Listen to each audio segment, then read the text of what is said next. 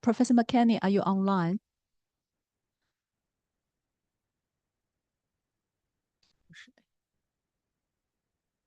Mm.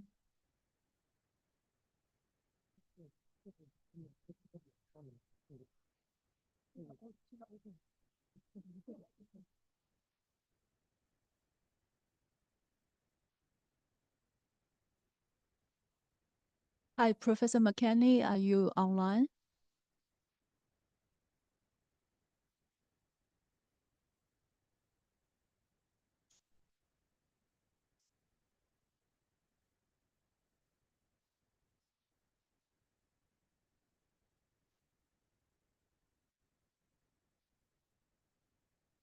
Lancaster.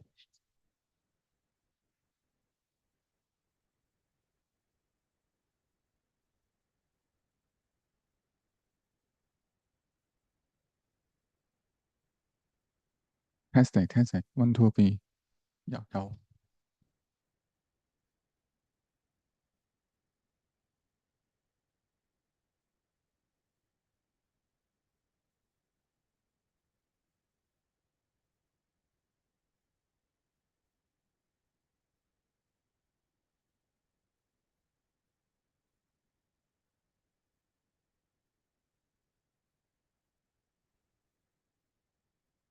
We're trying to connect with Professor McKinney online, so we're going to extend the lunch break for 5 to 10 minutes. Please bear with us. Thank you.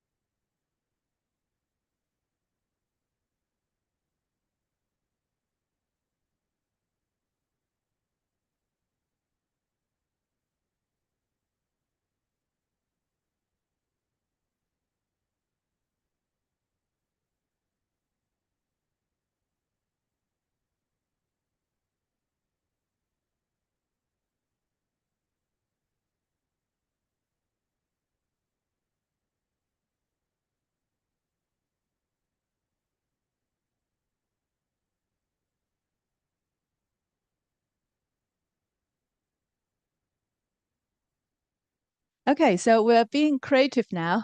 Can people on Zoom hear me? Can people on Zoom hear me okay? Okay, if I hear no objection, it means that everything is okay. If there's anything wrong, if you cannot hear me, please let me know. Um, since there might be a slight mistake in the communication that Professor McKinney seems to be not online for the moment, but once he joins us, we will start his session immediately. But instead of waiting, we're going to provide a very creative and additional program to this conference. So we're going to invite our keynote speakers, moderators to join us on stage, and we're going to turn this into a panel discussion on the future of corpus-based interpreting studies. And then we can share the difficulties in developing corpora, in analyzing corpora, and then how creative methods can be employed in the age of AI. So this is a golden opportunity for us to discuss with the experts in the field. And then you're welcome to put forward any question. People online, you can put forward questions online as well. I see Kiara is with us as well. So please join us in the discussion, in the panel discussion about the future of corpus-based interpreting studies.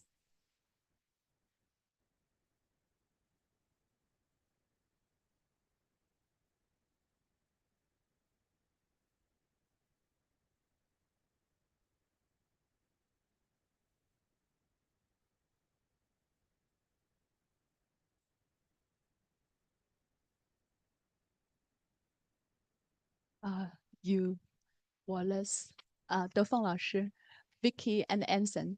Shall we? Yeah.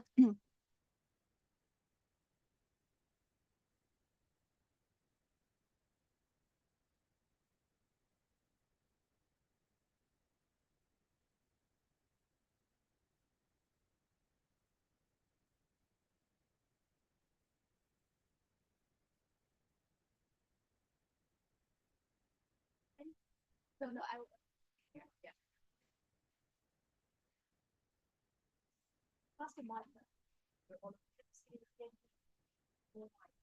Okay, that's fine. To kickstart this panel, I'm going to, so this is not rehearsal at all. So this is really like impromptu program. And I believe this is going to be a very intriguing part of this conference itself as well. So I'd like to invite the panelists to share one anecdote in the development of corpus or in the process of dealing with corpus data or anything relating to the keyword interpreting corpus or interpreting corpora. So we don't, like I said, this is not rehearsed. We don't really have the time to do the preparation appropriately. But any one of you who can start, please start with your anecdote, a little story about interpreting corpus, or how or what intrigued you into the study of corpus to start with. Maybe I could start back in 2002 when I was researching on a topic and the corpus material that I needed for my research. I asked myself, what kind of corpus do I want to create? Because I was new to the field. I didn't have much knowledge about CTS. And then I came to realize that if you want to start building your first corpus, be it a translation or interpretation corpus, start from something that you are most familiar with. So before that, before 2002, I had like 7 years of translating popular science titles. So I already had 7 publications at that time. Each one had about 200 to 300 pages. So I thought I was quite familiar with popular science texts from English into Chinese. So I decided to build a corpus consisting of popular science texts from English into Chinese. That's how I started my corpus. And then the next question would be your research questions. So at that time, I realized that for the same popular title published in the Chinese in the greater Chinese community, including Taiwan, Hong Kong, and China, and the mainland, you usually have two versions available for each title. So you have the traditional Chinese version published in Hong Kong and Taipei and Taiwan, and then you have the traditional version published in the mainland. So I decided to compile the corpus consisting of the two versions of the same source text. That way I could compare uh, different strategies done by different translators working on the same source text. So it provided a good uh, foundation for comparison. So that's how I started my corpus building process. Thank you. Thank you very much, Wallace. That's very, very interesting. I forgot my role as a moderator. I was too nervous back then. I should have introduced the panelists to you first. Back to Professor Wallace Chen, who works for the Midbury Institute of International Studies of Monterey. He has been in this field, and I have read about his work for years, even when I was a student. So I learned a lot from your work. Thank you very much, Wallace. Now we move to Bart DeFranca, who is the keynote speaker for the next session, and he has been also working in the field of corpus-based interpreting studies for many, many years. And I learned that your recent research interest turned into migration, which is also a very important topic as well. So now we would like to hear from you. I'm not sure I'm ready for this confession, but as we are at HKBU and B is Baptist and confession is really a core concept of Christian religion, let's just give it a try. I was a linguist before I became an interpreter. I only came to interpreting fairly late in my career. I was already 40 years old. But I already had a track record in research in corpus-based linguistic research.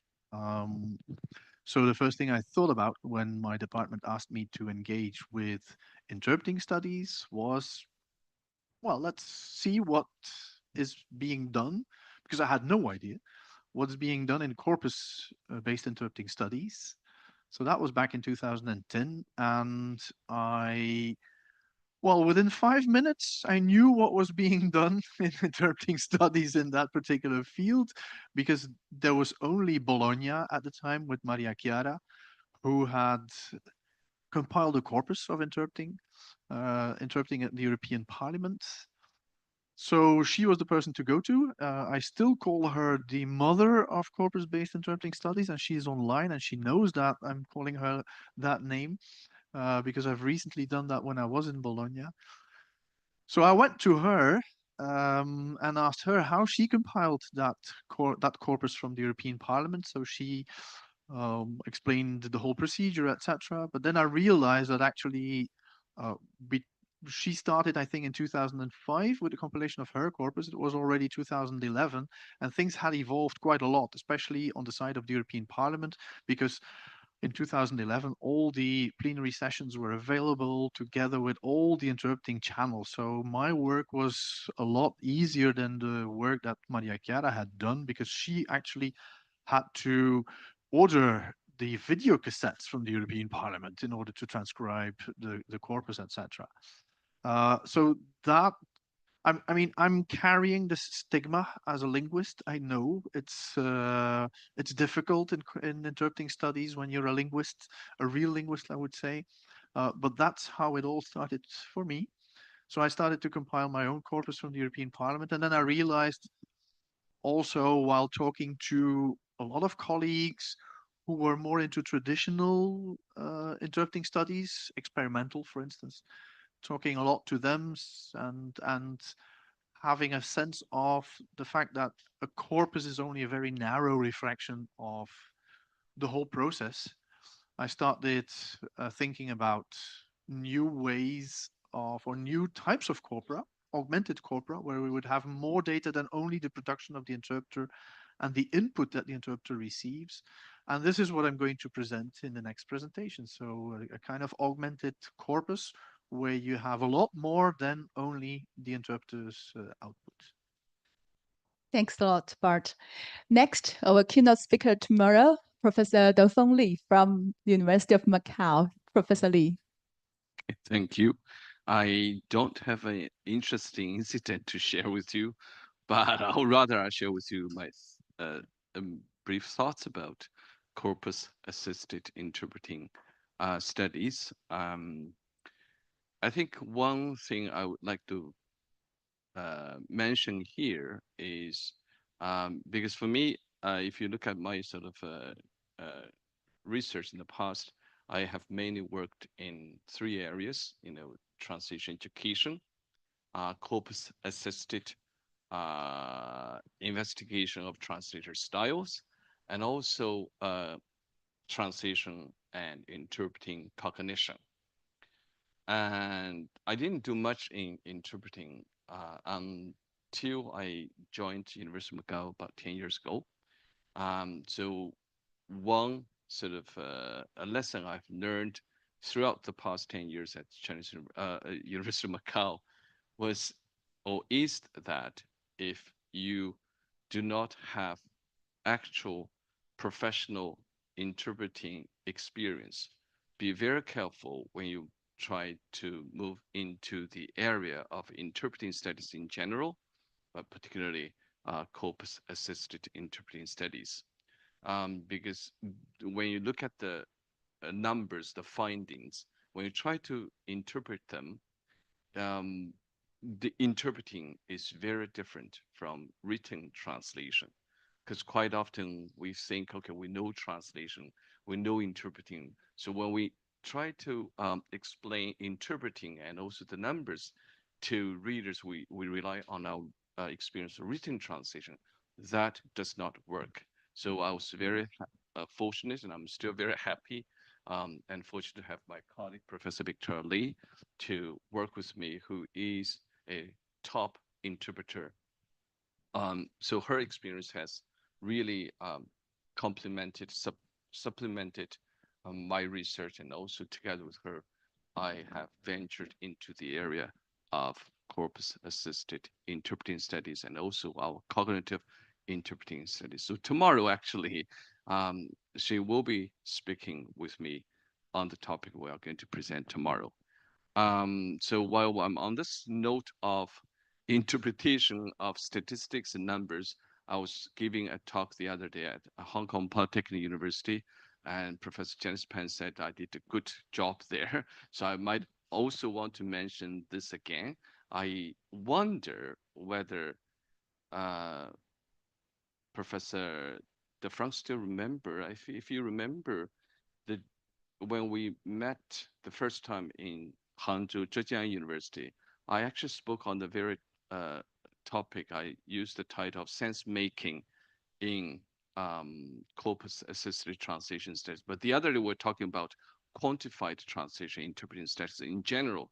So, corpus-assisted translation studies is a typical example of quantified interpreting or translation studies. So I think these corpus, these tools like eye trackers, EEGs, FNIRs, and fMRI, they are all very powerful tools, and they will help us, generate very good, convincing, objective numbers to describe, translation as a product or a process. However, the real stuff is the sense making, the interpretation of the statistics that we are able to generate from the corpus, and so because the interpretation will really advance the study of the field that we're working in and bring us new understanding with the research, with the studies that we conduct. So I just want to share with you that for me, all these years, that's why I kept on using the term. For myself, I use corpus assisted, translation studies or corpus assisted interpreting studies. I want to make it clear that corpus is a tool to assist us with our studies. So studies is the real stuff, and that is where we are based in humanities. Thank you. Thank you very much, Professor Lee. And Professor Lee is actually a pioneer in the field of translator and interpreter training. And he is the president of WITA, the organization for training of translators and interpreters, a world federation for that. And we appreciate his insight on this point of view. So next we have Professor Anson Wang from Hansen University, and she's going to share with us her story relating to interpreting corpus. Right, thank you very much, Janice. My starting point, I think, is maybe not that interpreting corpus related, okay, or specific, okay. And I think it goes back to maybe around 2010 with our collaborative project, okay. So we have this project with Professor Pan and also Professor Yan from the City University of Hong Kong. Would like to look into the status quo of the current interpreter and translator training through reviewing those articles relevant in this field, okay, in around 10 distinguished journals, okay. And in order to do so, we kind of like manually look over all those articles, okay, relevant to training, okay. And after that, okay, we started to build a corpus of a database, maybe at that time. That term may be more appropriate, okay, of around 400 something, 500 something articles. And then we did some semantic analysis, okay, as well, okay. And this is the bibliometric study, okay, that we have published in 2018, okay. And I'm just thinking that after 10 years, okay, if we do the similar projects again, and I also did review some articles in this field, okay, with more advanced AI tools, okay, that one thing is for certain, that is time saving. That we don't need to spend like 2 years, okay, or 3 years to get the data first. Okay, that's for sure. But secondly, I think accuracy is something that we can only guarantee through human translators, interpreters, or researchers. And then this is definitely something that AI need to improve, okay, in these aspects. Okay, that's so far from my sharing very briefly. Thank you. Thank you very much, Hansen. Now we move on to Professor Victoria Lei. I am always talking about Vicky as my missing sister in Macau. We lost the contact perhaps many years ago, and now we resumed this kind of sistership because we have shared interest in interpreting. And she's a very dedicated researcher working till very late hours, and her recent research interest, and also for many years already, I think, is on the combination of brain science and interpreting. So Vicky, the floor is yours. Right. Thank you, Janice. Yes, you are my sister. You are more like my sister than my little sister. Yeah, I just realized that you're so good at improvising. Okay, I got no confession to make. I have stories to tell. I don't do confession in front of people. I do confession in front of God in my private prayer. I do have a lot about. I do have stories to tell. So about corpus, I started building corpus, well, for not that many years ago, 10 years, when I started learning how to do empirical research under the guidance of Professor Lee. And today, the opening of Professor Chen's presentation, well, even more full of admiration for him. He's been through the time when he would scan, write every single page to build corpus, and then probably lots of transcription to do, building, interpreting corpus. Although I've only been doing it for 10 years, I've done lots of that. Well, because my background was literary translation, so it started with printed text.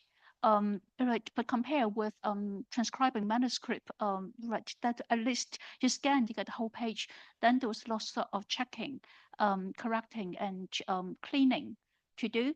I have to say that I enjoy that because of the kind of materials that I was handling. It's the kind of thing that I was interested in. So I think what Wallace has said very important. You work on something that you're interested in, so it doesn't matter right, what hard labor it involves, you enjoy it.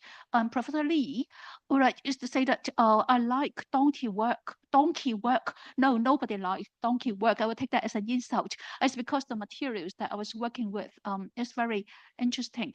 Then I very quickly started doing transcription, transcribing my own interpreting.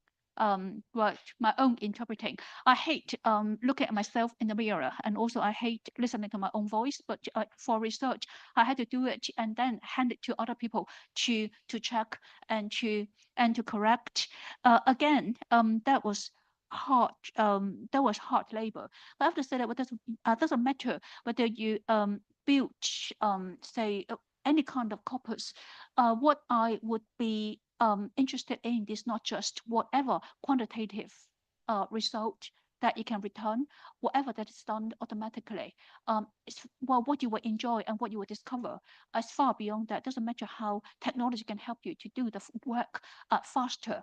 I would say even when transcription, sound recognition gets you close to 100% accuracy, I still like to go through right, all the transcription.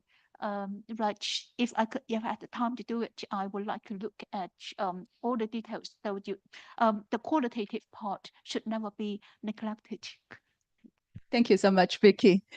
Now we have Machiara Russo, the mother of corpus-based interpreting studies, as mentioned by Bart just now, who is online with us. Can our student please help to show the Zoom interface?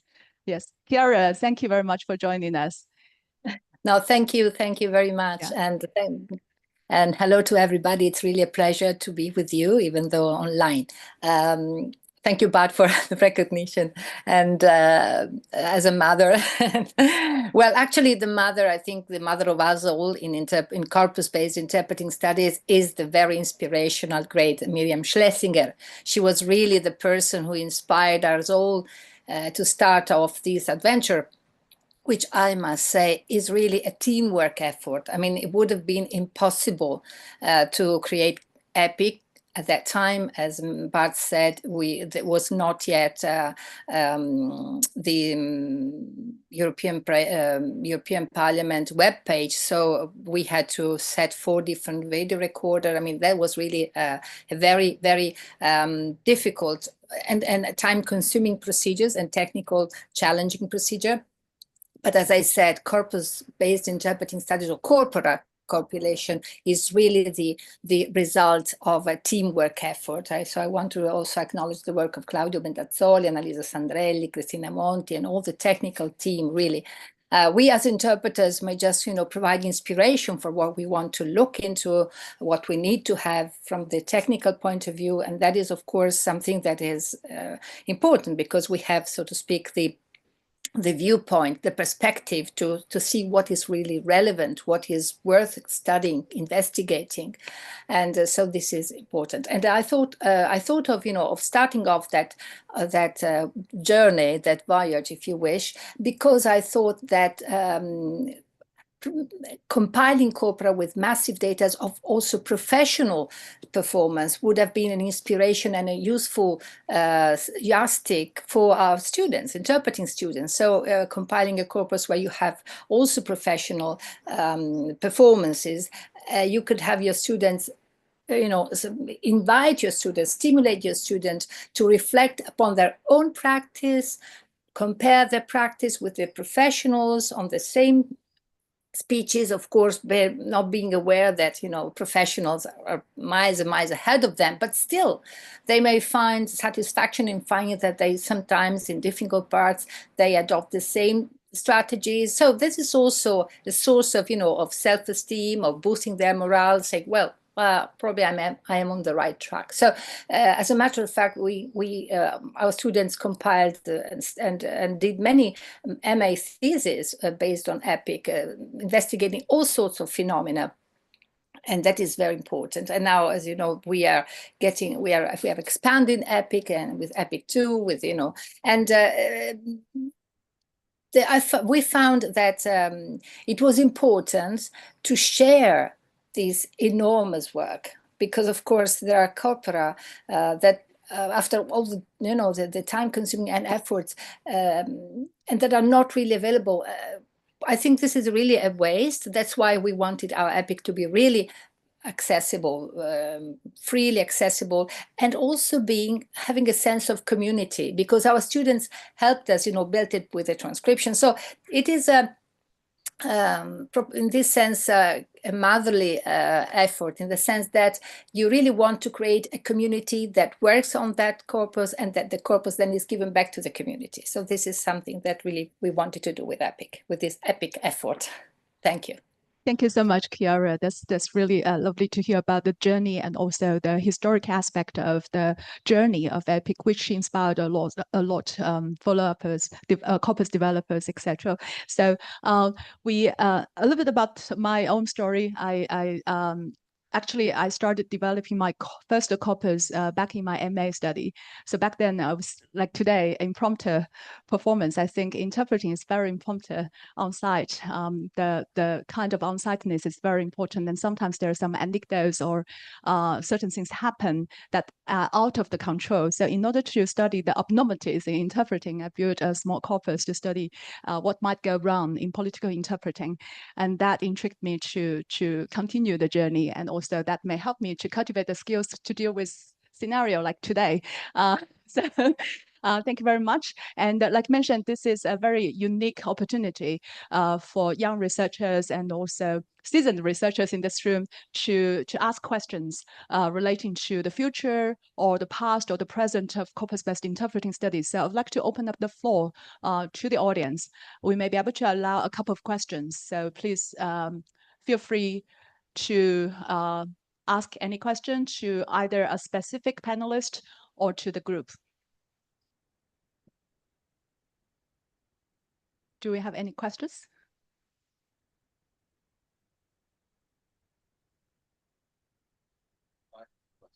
Yeah. I think similar to the question that I asked Wallace this morning, I think for both translation interpreting, technology has transformed the way we do interpreting. We provide interpreting services throughout all these years, I think. So with the evolvement of interpreting practice, what sort of questions that we should be asking about interpreting, or how the questions that we are like ask about interpreting have evolved over these years, and particularly with now with AI, again, like another transformation for interpreting and interpreting services. So what might be the kind of questions, the new questions that we'll be asking? Because that relates to the kind of questions we have so many young researchers, as well as the veteran researchers here too. It will be very interested, because that will be really good topic for our dissertation, for our research in the future years. It's just a question I have. I don't have an answer. I think that we can all be thinking about these questions, both veterans and new researchers. Thank you very much. Yeah, Bart, please. I have a fraction of an answer, probably. I think that the interesting thing that AI faces us with is that we can now start reflecting on what human interpretation is, because we took it for granted the previous 60 years, that interpretation was human. Interpretation is no longer human. So what does it mean? What does a human interpreter do what AI does differently or not do? And I think that's a very important question, because it also is probably going to tell us something about, more generally, about cognitive processing in humans, as opposed to digital processing in AI. For instance, one of the things that always amazes me is that if you ask ChatGPT or Claude or whatever what kind of chatbot it is, a question about that involves knowledge about physical reality, that it usually gets it completely wrong. The typical question I ask is, when you have a log floating in the water and there are two turtles swimming under the log and there is one fish swimming underneath these two turtles, is the fish also swimming underneath the log?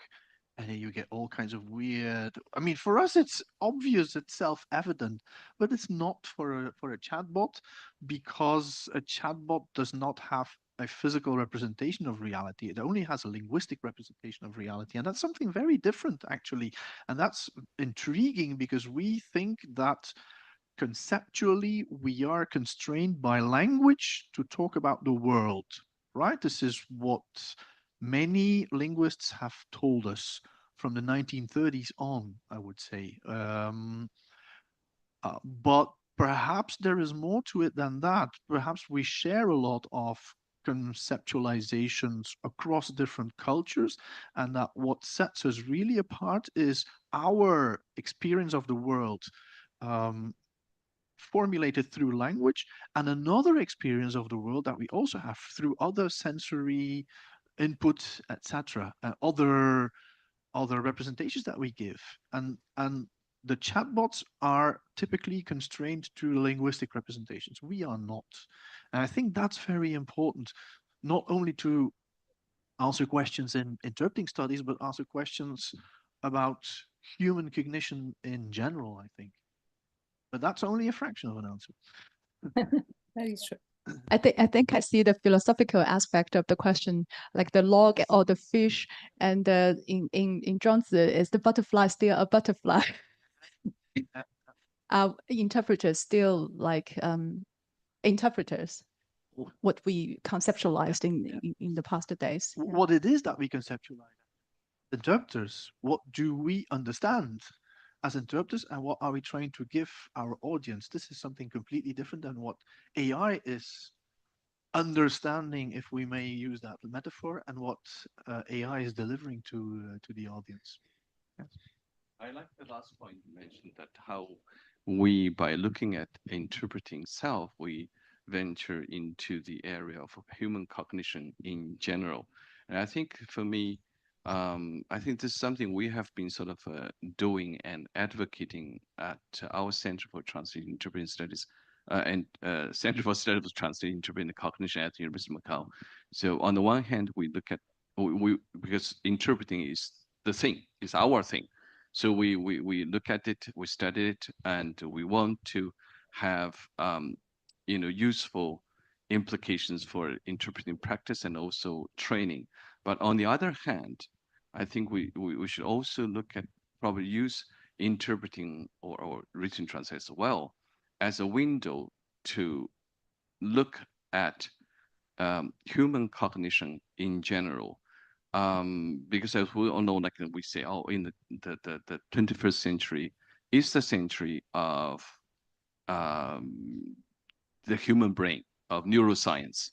I think that way we can also expand our sort of scope of research, of interpreting studies, rather than looking at interpreting alone. We also, look at cognition in general. In that way, we also contribute to other disciplines. Speaking of interdisciplinarity, I've always been saying that interdisciplinarity is not simply borrowing from other disciplines. We should also contribute to other disciplines as well. So that way, the interdisciplinarity becomes bi-directional.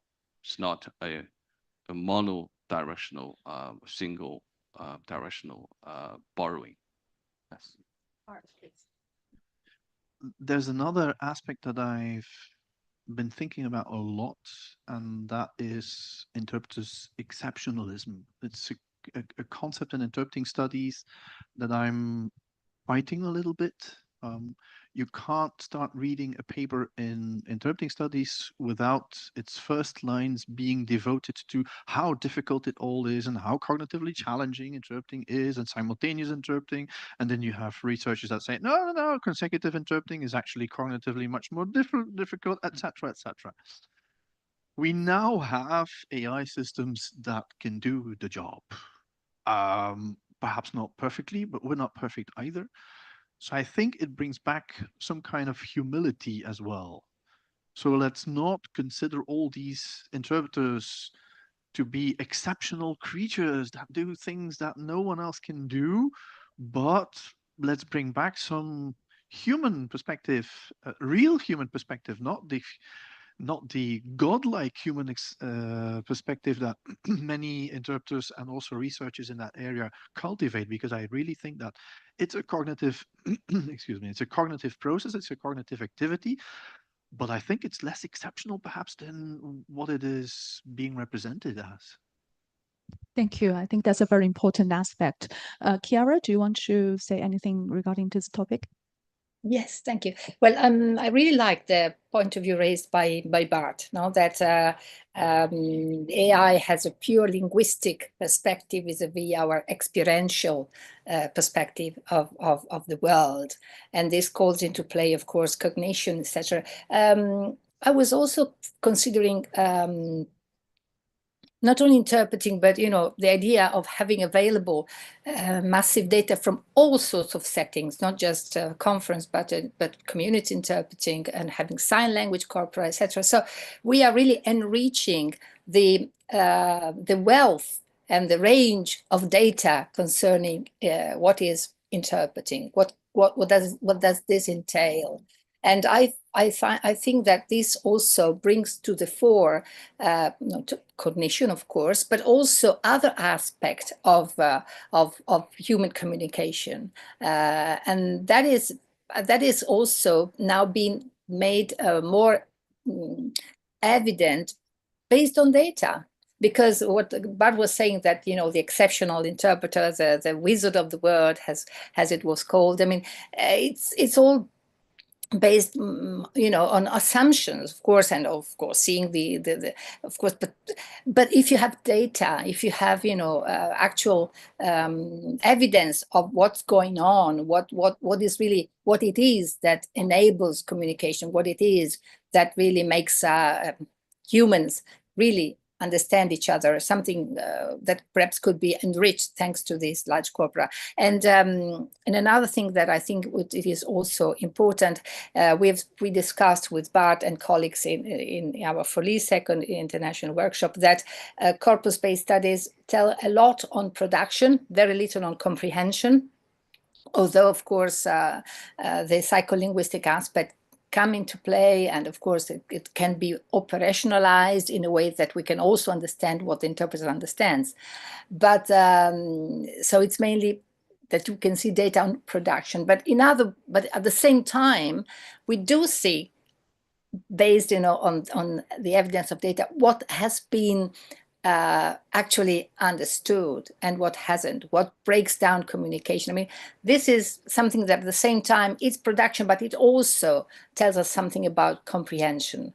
Of course, we must now put into the picture that comprehension under specific constraints, time constraints, whatever you may call it, probably would not be the same level of understanding and comprehension in other communicative setting, but that is exactly what gives you as an extra contribution that interpreting could do, as Professor definitely was saying, this interdisciplinary exchange. In other words, we could make experiments and see what's the difference in comprehension and understanding, under other circumstances vis-a-vis constrained communication, and what it is that makes constrained communications really a challenge, more than exceptionality, but really and to what extent really understanding can be enhanced under certain circumstances.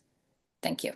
Thank you very much. And because time flies really, really quickly and the discussion is truly meaningful, but I believe we will have more discussions over the coffee break in the next couple of days. So thank you very much for the panelists for sharing their unique stories about interpreting corpora. And Chiara, thank you very much for joining us for this impromptu performance interpreting corpora. Thank you very much. So we're now going to move on to the second part of the keynote session today. So let's thank once more the panelists for joining us. Thank you. Thank you.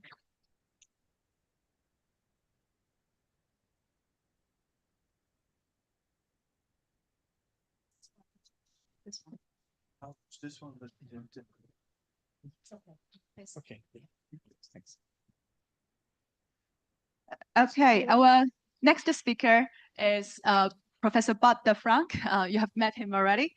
So he is the president of SUTI. He currently works at Ghent University as a professor of interpreting. Graduated as a Romance philologist. Philologist, yes. Philologist, yeah. Philologist in 1991. He successfully defended his PhD in 2002 in linguistics. In 2008, he moved to translation and interpreting studies. His research focuses on interpreting modes and interpreter-mediated forms of interaction in international institutions, etc. His affiliation with CERMIA stems from the research he carries out on policy interpreting, where migration plays an important role. So the floor is yours. Thank you. Thank you very much. Wow. You ain't seen nothing yet. I mean, I hope I will deserve an applause afterwards. Thank you very much for the invitation and the possibility to address you here. Apologies as well for the erratic programming of my talk. I had some health problems last week, and June was very instrumental in shifting me from one side to the other of the program in order to make sure that even if I had to stay at home, that I would be able to participate online. And I promise I would have been online, not like the previous keynote speaker. So that's my responsibility, and apologies for that. What are we going to do today? We're going to have a look into a new corpus. It's not yet a corpus of interpreting data that I've called a near naturalistic augmented corpus of institutional interpreting. Institutional interpreting is perhaps the word that you will be most familiar with. So this is going to be about an EU institution, the European Commission. But I will excuse me, give you more details on that in a minute. I first want to say a few things about the purpose of corpus interpreting studies. Why the hell are we doing this? Is it because otherwise we would be out of a job, or do we really have interesting things to say? If you look at the literature, I'm now quoting, well, perhaps not quoting, but paraphrasing one important scholar in corpus translation studies, Heidi Kotze, who said in 2019 that actually we investigate interpreting, or we should investigate interpreting and translation, of course, through corpora, because these are two modes of language usage, right? And interpreting is a type of language usage. So it can tell us something about language production in a particular context, right? It's oral usage, it's bilingual usage, it's mediated usage, and it's immediate usage. I have actually added the immediate because that's not part of her original typology, but I think it's important. So it's oral, so it should resemble to some point spoken data that are not mediated, right? So spontaneous speech. It's bilingual, so it should share some features with translation, but also with code switching, for instance, because code switching is bilingual too. It's mediated, so it should probably also share some features with translation, which is also mediated but written. And now it's immediate, so it's a kind of mediation that is done immediately after the speaker has spoken, or even overlapping the speaker. And then, of course, it's interesting to see how these constraints, so the fact that it is bilingual, that it is mediated, that it is immediate, etc., how these constraints shape the language usage, shape the linguistic patterns that are typical of interpreted speech, for instance, right? In general. I mean, there are several types of interpreted speech. That's something that I have increasingly been convinced of, but let's say interpreted speech in general. So some of the features that we will discover are typical of interpreted speech, and some will also be atypical for non-interpreted speech, okay? So that's what we want to see, and we want to compare different modes, different language usages, in order, ontologically, it was also mentioned by Wallace, ontologically, we want to know what interpreting is, right? So we want to know what interpreting is, so we have to study the features that relate to some of these constraints. Now, this is what I would call the fairly traditional approach in corpus-based interpreting studies.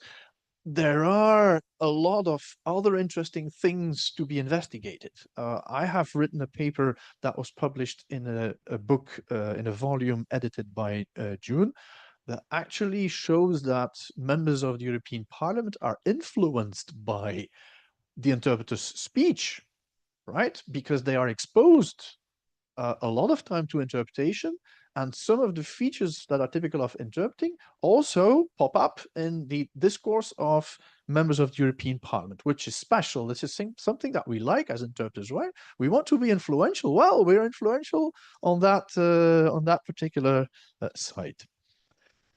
So let's say this is a traditional approach in corpus-based interpreting studies. But of course, there is a problem here because there is some kind of mismatch between these language patterns that we are so interested in corpora and one of the main goals of interpreting research outside corpora, which is cognition, right? Most of the research into interpreting, and especially into simultaneous interpreting, has been involved with cognition. And that's a problem because cognition and linguistic patterns, that's not the same thing, right? So some scholars will say, well, corpus data won't help you with that. Like Sandra Halverson, who said corpus data does not speak directly to issues of cognition. So we're lost with our corpora. We have nothing to contribute to cognition studies in interpreting. Others will try to turn the whole question around, because if you go and look to the constraints, immediacy is a constraint. Immediacy means that the interpreter has to deliver a mediated version of a source text right after or even simultaneously with the speaker. So there's a time constraint, right? That time constraint can be suspected of having some effect on your linguistic pattern, right? Time constraints means that cognitive processing has less time to be achieved. All right. And then you go to cognition, of course, because you're just inversing the relationship. And this is, for instance, what Gumul does quite systematically. So you identify a linguistic pattern which seems to be typical of interpretation. It's actually also typical of translation, but anyway, so you identify a typical pattern, and then you derive from there the cognitive processing, usually in terms of immediacy, the cognitive processing that takes place, which I think is a very risky business. I'm not convinced by this method, right? Because as we have seen, linguistic patterns are a result of all these parameters and probably even more. But here we are actually reducing the linguistic pattern to the cognitive processing and to the immediacy feature. Although we know that there are a lot more features, or a lot more parameters, excuse me, to be taken into account. So Gumul, for instance, has a look at explicitation and then says, when I have an explicitation, this is a sign of cognitive load. And this is something that I'm a bit wary of, let's say, right? There are some features of corpus data that might inform us about cognition. right? So we can find something about cognition even in corpora, even though some people are not convinced. We have used, for instance, Kunpli Futsenai and also Zhang Minze Shao, and I have tried to find parameters, usually paralinguistic features, to relate directly to cognitive processing. In the first papers that you see, that you can see mentioned here on the screen, we use disfluencies as a parameter of cognitive load. When people plan speech, they tend to be a little bit less fluent than if they don't have to think of their speech. So we use, for instance, filled pauses as an indicator of cognitive load, right? There is quite a lot of psychological literature on the nature of filled pauses and the causes of filled pauses. And most of these scholars say that it has to do with planning difficulties, and a planning difficulty in language is a processing difficulty. So it says something about cognition. Well, together with Zhang Minze Shao, we did a study on frequency, the frequency of the interpreter's voice, F0, right? Because psychological literature has also shown that the more people are under strain, the more people are under cognitive load, the higher the pitch of your voice becomes. And this is also something that we have tried to apply in our interpreting corpora. So there are some features in your corpus. F0 is, of course, a feature that you have to derive. You don't see it in the transcription, right? But it's something that you can actually do automatically with some some software, right? So there are some features in your corpus, but they are limited, okay? And we still want to say something about cognition.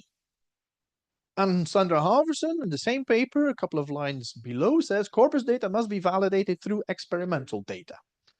And I do agree, and this has to do with the eternal discussion in the field, in interpreting studies, between the corpus people who say, we actually study the thing, we study interpreting, and the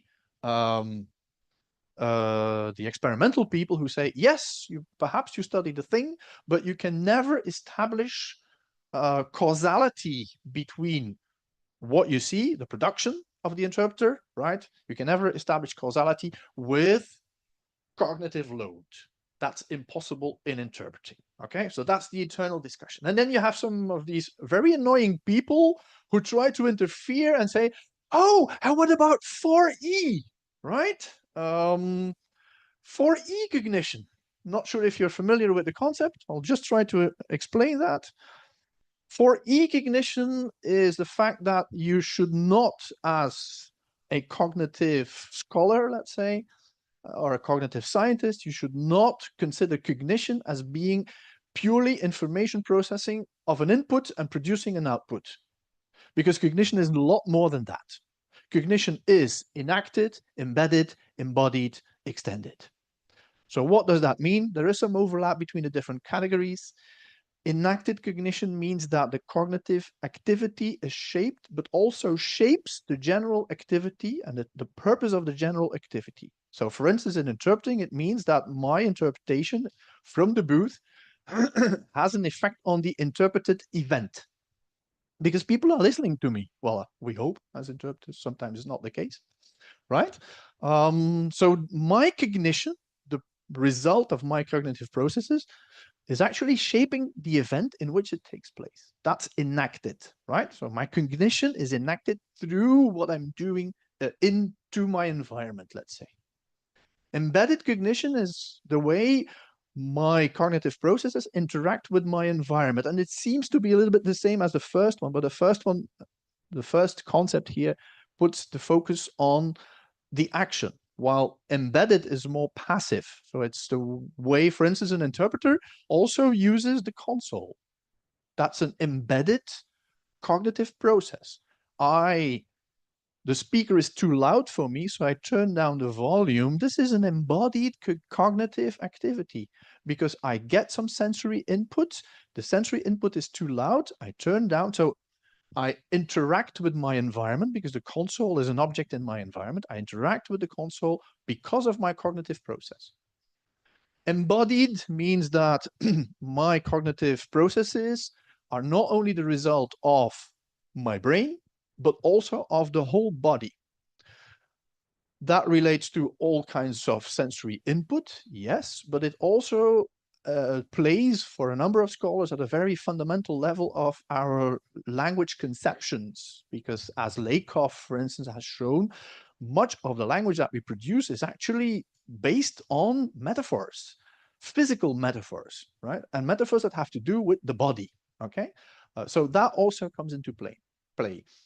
Extended cognition means that we load off some of our cognitive processes to things in our environment. A notepad, for instance, to write down numbers. I mean, that's, I think for interpreters, that's self-evident. But it can also refer to a Kai tool, for instance, right? Because a Kai tool is a piece of technology that we use to offload some of our cognitive processes.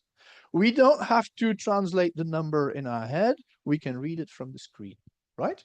And then there are some scholars that also add effective cognition to that. Then you're referring to 4EA instead of 4E, but I'm not going into that. Okay, so good. I said these are annoying people, but I was also referring to myself because I'm also interested in this. But what do we need? Because I only have a corpus. I have the source speech transcribed and I have the interpreter's output transcribed. And this is what I got. What can I tell about this? I'm interested in this, but I can't really tell anything about it because I have no idea whether these interpreters were using notepads. They were not using Kai, I'm pretty sure, the ones that are in my corpus. I have no idea whether the interpreter was helped by the boothmate to interpret a number, for instance. The number is correctly interpreted. How come? I have no idea, right? Is this a brilliant interpreter who can really brilliantly interpret numbers, or did the boothmate write the number down? I don't know from my transcripts, okay? So I thought we need perhaps something more than only a corpus.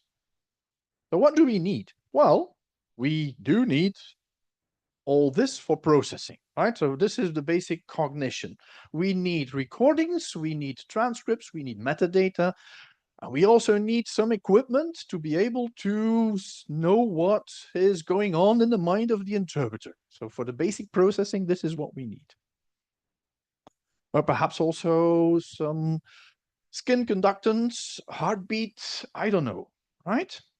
Perhaps also forms, surveys. Okay, so how did you experience this and that? And so on. What do we need for the enacted? Well, we need we need recordings. We need to see what the interpreting does in the room.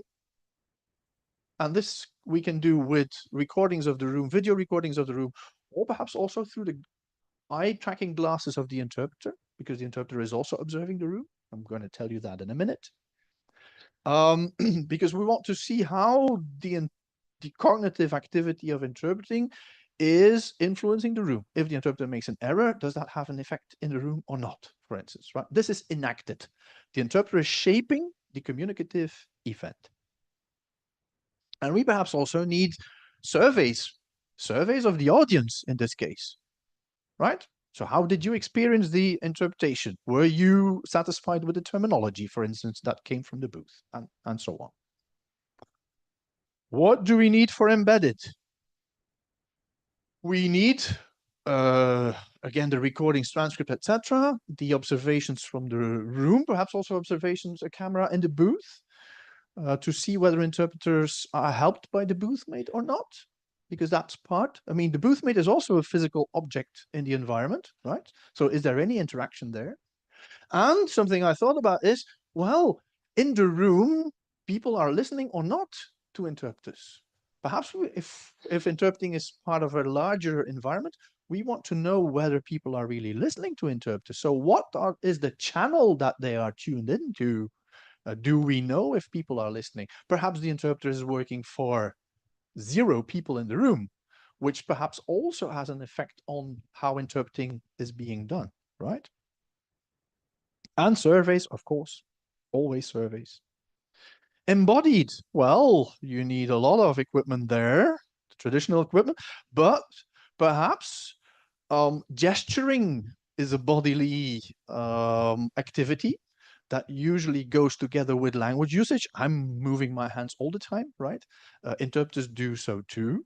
Well, perhaps we need some kinetic gloves to measure the movements of the interpreter. Some very interesting research is being done in Geneva. Is the interpreting mimicking the gestures of the speaker, or is it done? I mean, does it come from the own cognition, let's say, of the interpreter, right? So interesting things, and surveys all over. And then extended. Well, you can observe extended cognition by glasses, by a camera in the booth. Do interpreters use hand notes, for instance? Do they do that? What other types of devices do they use? Do they have their own laptop in the booth? How do they interact with a laptop? And, well, why not add a Kai tool in the booth? No one works with a Kai tool. Kai tools are available, but I haven't seen anyone really using them in the booth. So we might also think of that in experimental designs, for instance. Okay, so that means that in order to study 4E, we need a lot of things, right? We need recordings, we need transcripts, we need channel information, we need a Kai, etc., etc., etc. And of course, one has an effect on the other, because if you put an EG cap on the interpreter's head, it will have an effect on the interpreter. The interpreter will feel hot, will have a headache probably after 3 hours of interpretation, even if the booth mate takes over and so on, right? So the observer's paradox is very important in this area. The more equipment, the more measures you want, the stronger your experiments, or the stronger your measurements are going to influence the thing that you are actually observing. So this is also something to bear in mind. Okay, so I dreamt. This is a dream. Okay, combine all this stuff in a real environment, in a real interpreted event. Wouldn't that be wonderful? Okay, let's see. The European Commission, DG Interpretation, at some point thought, let's just try to make this gentleman's dream come true. And they funded a research project, and they gave me access, logistically even access to meeting rooms, to do all this, but not all that. There were some minor adjustments, but let me first try and give you an overview of what we did. So we went to the European Commission on 4 separate days. These were the days, so it's all last year. And we were given an additional booth to the booths that were already working in the room. Okay, so this was a real meeting with real topics, right? As you can see, some of these are fairly technical. Now, the booth that we were given was not just a booth, it was also a booth of interpreters. 3 interpreters worked there, which is the normal setup in the European Commission, 3 interpreters in 1 booth.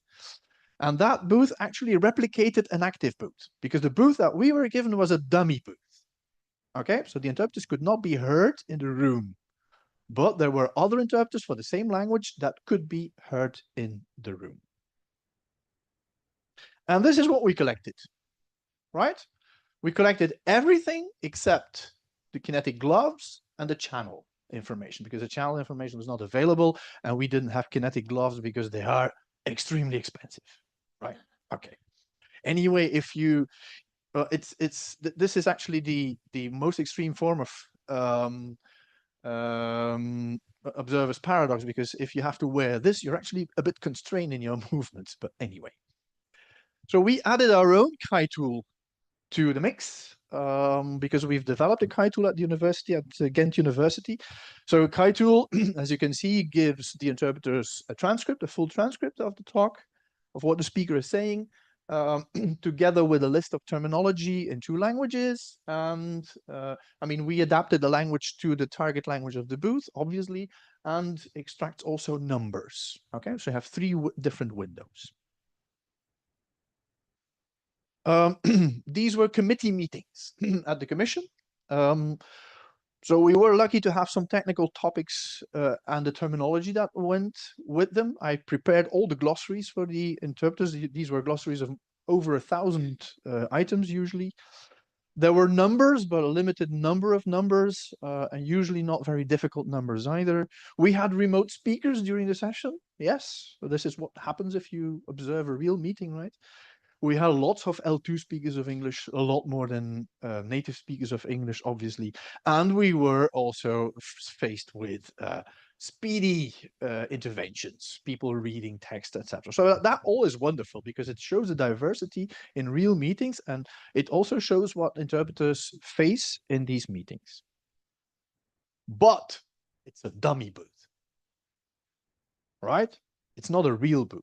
It's a dummy booth. So we are recording the interpreter's output, but no one is listening to them. Now, the first question is this a corpus? Because according to one definition of the corpus, a corpus should be a collection of machine readable. Okay, this is, I mean, we will make sure that everything is transcribed. Authentic texts. Are these authentic texts? This is a question for you. If your answer is no, I stop here. If your answer is yes, I go on. Do you think that this is still a corpus if it's the dummy booth? Is it representative of anything? Because there's also representative of a particular language or language variety. Do you think it's representative enough? No. So you asked me to stop here. Well, I should say it's representative of a particular thing that happened there in March and April 2024. I'm not going to say that it's representative of interpretation, etc. And I will also state why, okay? But it's representative of something, at least.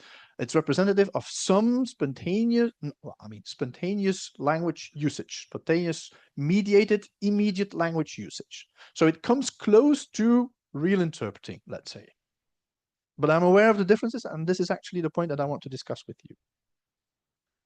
That's the reason why I call it quasi-naturalistic, because a corpus is naturalistic, and what I'm doing is quasi-naturalistic. We asked the interpreters to just do their job. Just interpret as you always do. And our impression is that, yes, there was nothing really spectacularly wrong with quality of interpretation. So we listened to the interpretation and it all seemed normal. It's not that they interpreted less well because they were not interpreting for the audience. We do not have gaps in the data, for instance, that could only be explained by the fact that there was no audience to interpret for, etc. They really did the job, okay? There was they did the normal turn taking in the booth, because in the European Commission, usually they take turns of 30 minutes, right? Oops. They take turns of 30 minutes. And this is also what we saw, what happened in the booth between these three interpreters, among these three interpreters that we had at our disposal. Of course, the turn taking is sometimes interrupted if the active interpreter does not cover the language that is spoken in the room. Then they shift to the next one. But all this was normal, okay? Except in one booth where one interpreter decided to put herself in standby modus. She told the other two, you interpret. And if you're tired, I will take over. And that's not normal procedure. So that's something different, let's say. But it only occurred once. In the other booths, the turn taking was normal. However, so I could say, yes, this is very close to interpreting now, okay? So they really worked as if they were working for an audience. But there was an acute awareness of the experiment because they were wearing a cap, obviously. You can't think the cap away. They were a bit constrained by the skin conductance sensors, etc., etc. That obviously was the case, but there were a couple of things more than that. No one switched on the mic, which was, I mean, normal if you're in a dummy booth. But I could suspect that accidentally an interpreter who is really in the flow would turn on the mic, even though he or she is in a dummy booth. This never happened. So that means that they were really aware that they were working in a dummy booth all the time, right? Some of them said that they knew they were interpreting, and they not only they knew, but they also assimilated that information that they were working for a recording and not for the audience. Again, awareness of the specific event. And there are also self-reports of non-standard practices. This has nothing to do with quality, but for instance, interpreters in the European Commission do not interpret when the quality, the sound quality of a remote speaker is not sufficient. And they're the only judges of that, okay? So we had some instances where interpreters said, yeah, but we interpreted anyway the remote speaker, even though the sound was not good, for the experiment, so that you have complete data. One booth did that systematically. So they interpreted, even though they wouldn't have interpreted in a real meeting. So there are some self-reports of things that they would not have done in real circumstances. I'm just trying to be honest here, right? This is the data. The data comes close to real interpreting, but there are some buts and ifs. Oops. Okay. Now, what does that mean for our 4E? It means that on the enacted cognition, as a researcher, I'm very strongly reduced in my possibilities, right? Because the cognitive processing of all these interpreters is not contributing to the event. My activity does not shape the interpreted event because the audience is not listening. So the audience cannot interact or respond to the interpretation, right? So on the enacted side, I'm very far from being able to do some research. On the embodied side, I'm also reduced because the console manipulation is a core feature of interpretation. This is what we want to know. How do people interact with these objects in their environment? So it's something that we want to know. Actually, I should have put that under embedded, not embodied. Sorry, this is an error. So we should put it under embedded, not embodied. So I'm reduced because these interpreters were actually not allowed to switch on the mic. So there is no interaction on that particular aspect. There is no interaction with an object in the environment. For the embodied and the extended, I'm more or less okay. So my setup has very little effect on these two aspects of cognition. But as you can see, on 2 out of 4, I'm already fairly reduced in my possibilities. Now, I'm just going to share one thing, one result with you. It's from the eye tracking, because we wanted to know how the interpreters visually interact with their environment. This is the embedded dimension, okay? So how do they visually interact? What kind of information do they seek in their environment to be able to interpret? Not orally, because that's the default option for interpreters, but visually, okay? We wanted to check a number of hypotheses in the literature. I'm not going to give you all the details because I only have 4 minutes left. But let's say that from the literature, it appears that 2D images of the speaker, that's a projected image of the speaker, right, on a screen somewhere, is usually only marginally attended to when other visual stimuli are available. So if, for instance, you give an interpreter a screen with an image of the speaker, but also some written information on it, the speaker will not be watched or only be marginally watched. This is what we know from previous research. Most studies do not find any difference in accuracy of interpretation when the image of the speaker is available, 2D image, right? And most studies find that the availability of congruent written input improves accuracy. So if you give interpreters on the screen input, a Chi tool, for instance, right? And the Chi tool is correct, that's congruent, right? The Chi tool gives you the correct information, then this helps interpreters, right? Their accuracy improves, while there seems to be no significant effect on cognitive load. There are some recent studies done with Chi tools, but also with live captioning, etc. that seem to prove that accuracy increases, but cognitive load does not seem to give a signal, because some studies say that there is less cognitive load, others say there is more, and others say that there is no effect. So that's what we know from the literature. So how did we go about it? This is an image of what we did. So we have eye tracking glasses, and we have, first of all, a room environment that is separated into different areas of interest. So the room itself, then the 2D images of the speakers, because that's how it is done. Ooh, that's how it's done in Brussels. Slides as well in the middle. Then there's the booth environment with the handwritten notes, printed materials, the device of the interpreter, and there's the Kai tool. The Kai tool is actually the one that you can see here and there, right? The little screen. And we wanted to know what the interpreter actually gazed at when they were interpreting. Just to, I mean, it's embedded, so I have to give you more information about the context. On these 4 different days, the booth was situated in different places, which makes it a little bit difficult to compare across conditions. But anyway, but what did that show? Well, when we switched on and off the tool every 15 minutes, right? And this is the condition in which the tool was off. So what do interpreters watch? They watch the room. They watch the people interacting in the room. That's their main area of interest. They also watch the slides, obviously, if there are slides, right? And they also watch their own printed material. So interpreters print a lot, or they are given the printed material in the booth, and this is what they consult mostly, okay? Now, we, of course, wanted to know, do they actually watch the tool when it is on? They even watch it a little bit when it's off. This is the tool, right? The Kai tool. Look, it's not 0. So they watch the tool even though the tool did not work at these moments. And then we switched the tool on.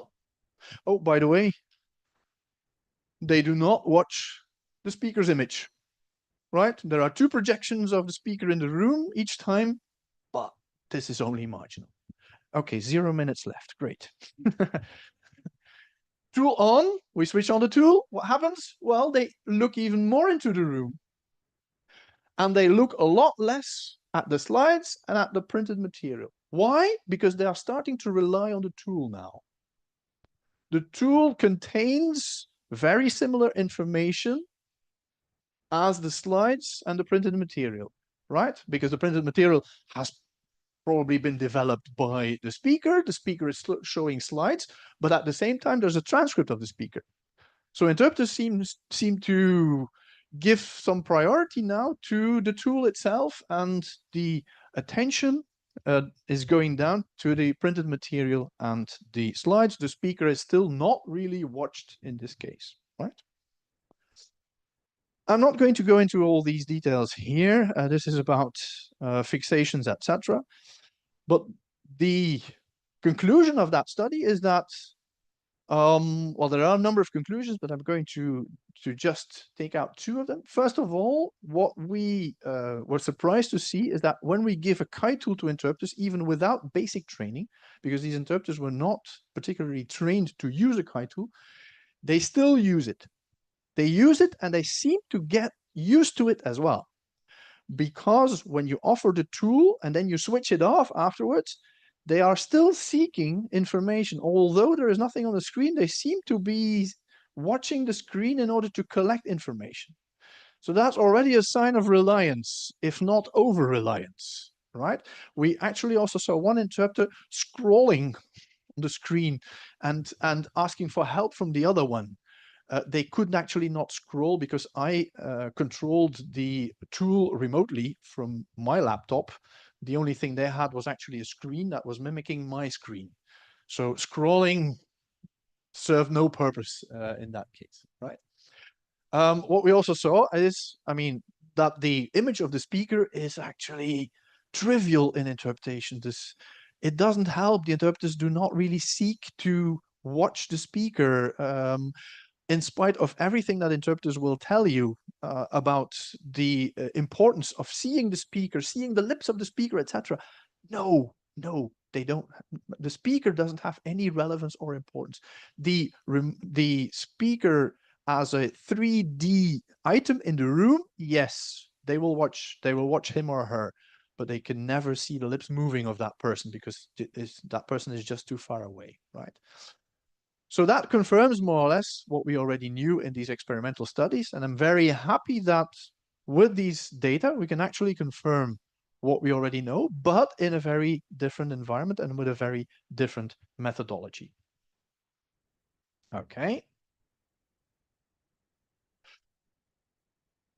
Anyone who wants to help with all these data, because this is EEG, GSR, recordings, webcam recordings in the booth, etc., etc. It all needs to be aligned, preferably, and we're still working on that. But if you have any suggestion for help, please contact us, because we want to do a lot more with all this, of course, right? I only took the eye tracking data, and they're already so rich, and we haven't even aligned them with the output of the interpreter, because that also would be very interesting, of course, to know, for instance, whether when the interpreter consults the tool, whether he or she is also borrowing the information from the tool to insert it into the interpretation. Does the interpreter use the term as it is suggested by the tool, for instance? Would be lovely to know, but we have no clue yet because we haven't done all the work yet. So any help is very welcome. And any questions too.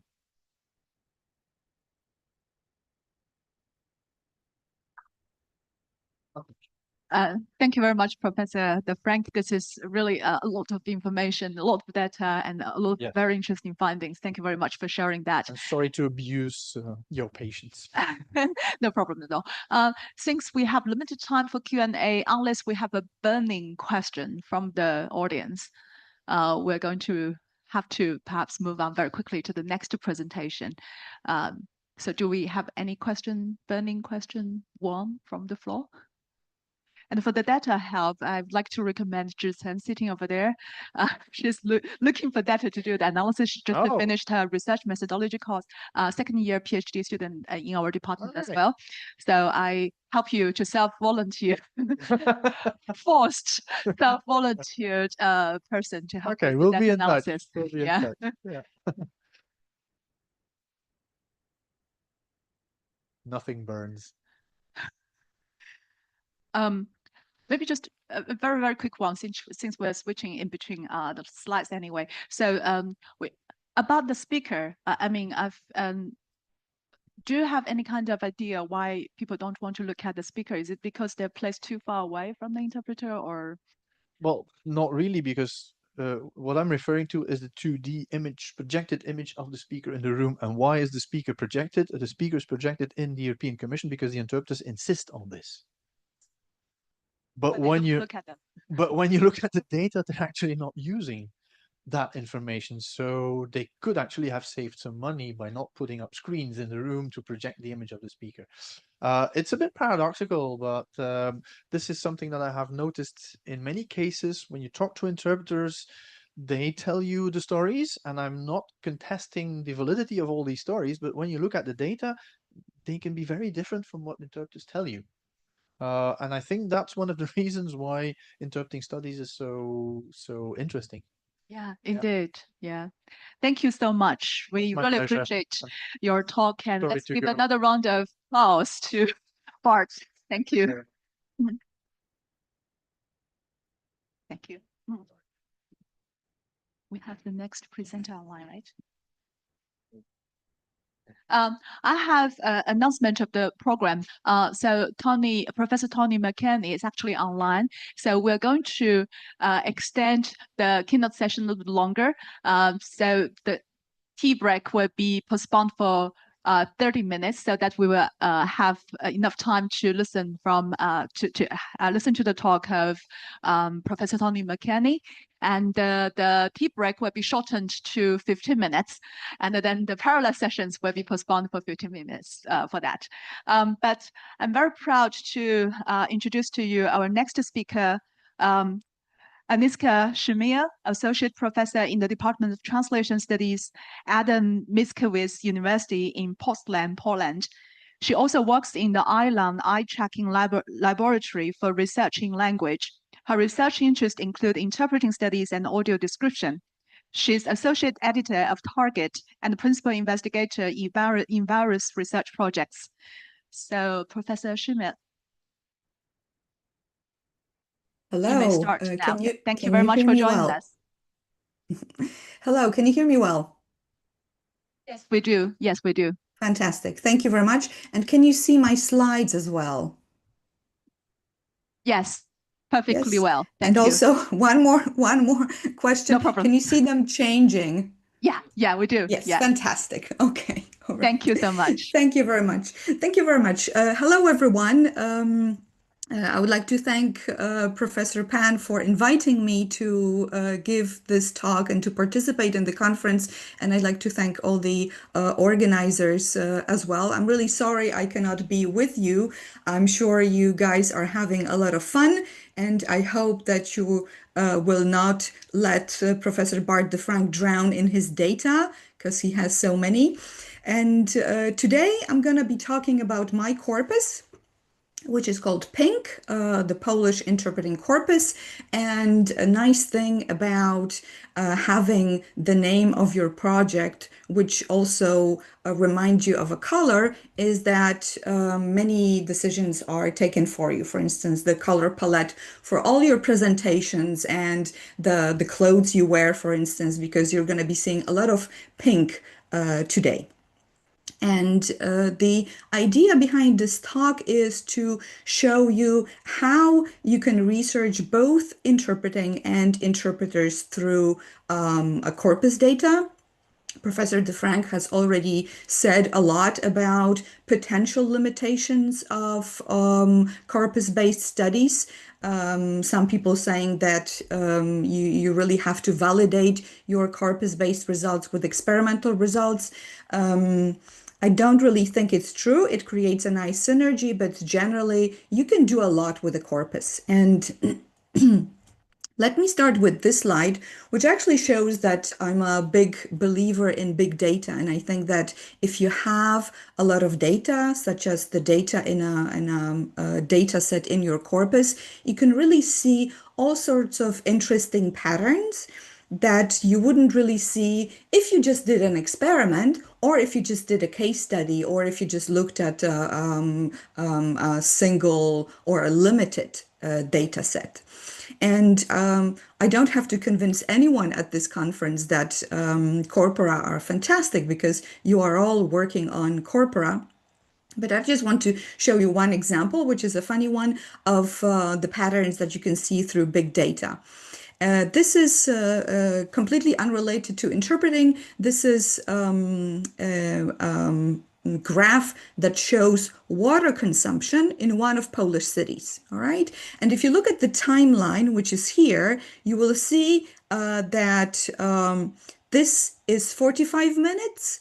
This is 15 minutes. This is 45 minutes. And this is again a period after 45 minutes. And if you follow football, you will immediately know what it means, right? This is water consumption during a very important football game that has two halves, 45 minutes. And you see that basically people wait to go to the restroom until the end of halftime, and then they rush to the restroom again at the end of the game, right? And pretty clear, but you really need big data to show you. And of course, you can do much more with big data. For instance, you can study interpreting and interpreters. And for this presentation, I'm going to walk you through what we did to create the Polish interpreting corpus. And I'm going to be using the pronoun we a lot, but this is mainly because this is not a royal we. This is mainly because the corpus is a team effort, as I'm sure you know that it's quite a lot of work. So it really helps when you have a good team that you can work with. And then I'm going to show you two studies, and one of them will focus on the process of interpreting, and one of them will focus on interpreters themselves. So what you can learn about interpreters through a corpus. But the prerequisite is that you have rich metadata, and I'm going to show you some of these in a moment. So if you want to create a corpus of interpretations, and if you happen to be working with official languages of the European Union, such as myself, Polish and English, the first place to go to is the European Parliament, right? It's a fantastic institution also for interpreting studies, because European Union in general has 24 official languages, which means that the number of combinations for interpretations is over 500, right? If you combine each language with another one for interpretation, this is the amazing number of language combinations that you might get. This is the full language regime, not always happening in the European Union, but the European Parliament makes it an important thing to be able for all the members of the European Parliament to be able to speak and understand their native tongue. And the nice thing is that all the plenary sessions that are interpreted are not only live streamed, but also available as a video on demand. And when you watch a video, you can choose a soundtrack, which includes not only the floor, so the original speaker, but also all the interpreting booths. And this is all available in public domain. And this is why so many interpreting scholars have gone to this source to create a corpus. I wasn't the first one, EPIC was the first one, and then many colleagues followed, including my team in the creation of PINK. So what we have in PINK are speeches by members of the European Parliament and their interpretations. We selected speeches which are about 100 up to 500 words, so that they are pretty homogeneous.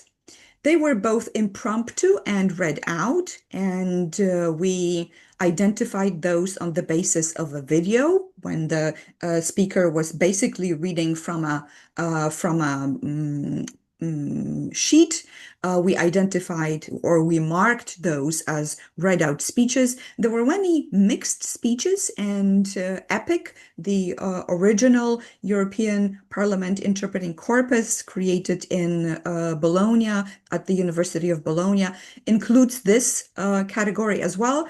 But we opted for two categories that were basically more clear cut, because the mixed category was always difficult, right? To determine how much the speaker is reading actually from the sheet and how much the speaker is speaking spontaneously. So we decided to have either those that were clearly impromptu, clearly spontaneous, and the ones that were read out. We selected speeches, although we created the corpus, I think 4 years ago, we selected the speeches from 2009 and 2010, and there was a particular reason for it, because this is when I went to Brussels to conduct some experiments on interpreters, and I had experimental data from some, not all, interpreters, and I really wanted to use this data as metadata when analyzing data from the corpus. So that was one of the reasons. There were some other ones as well. And in total, we have 42 interpreters working both from English to Polish and from Polish to English. And if you look at the numbers, PINK has about 200,000 tokens. It's a small corpus if you compare it to written corpora.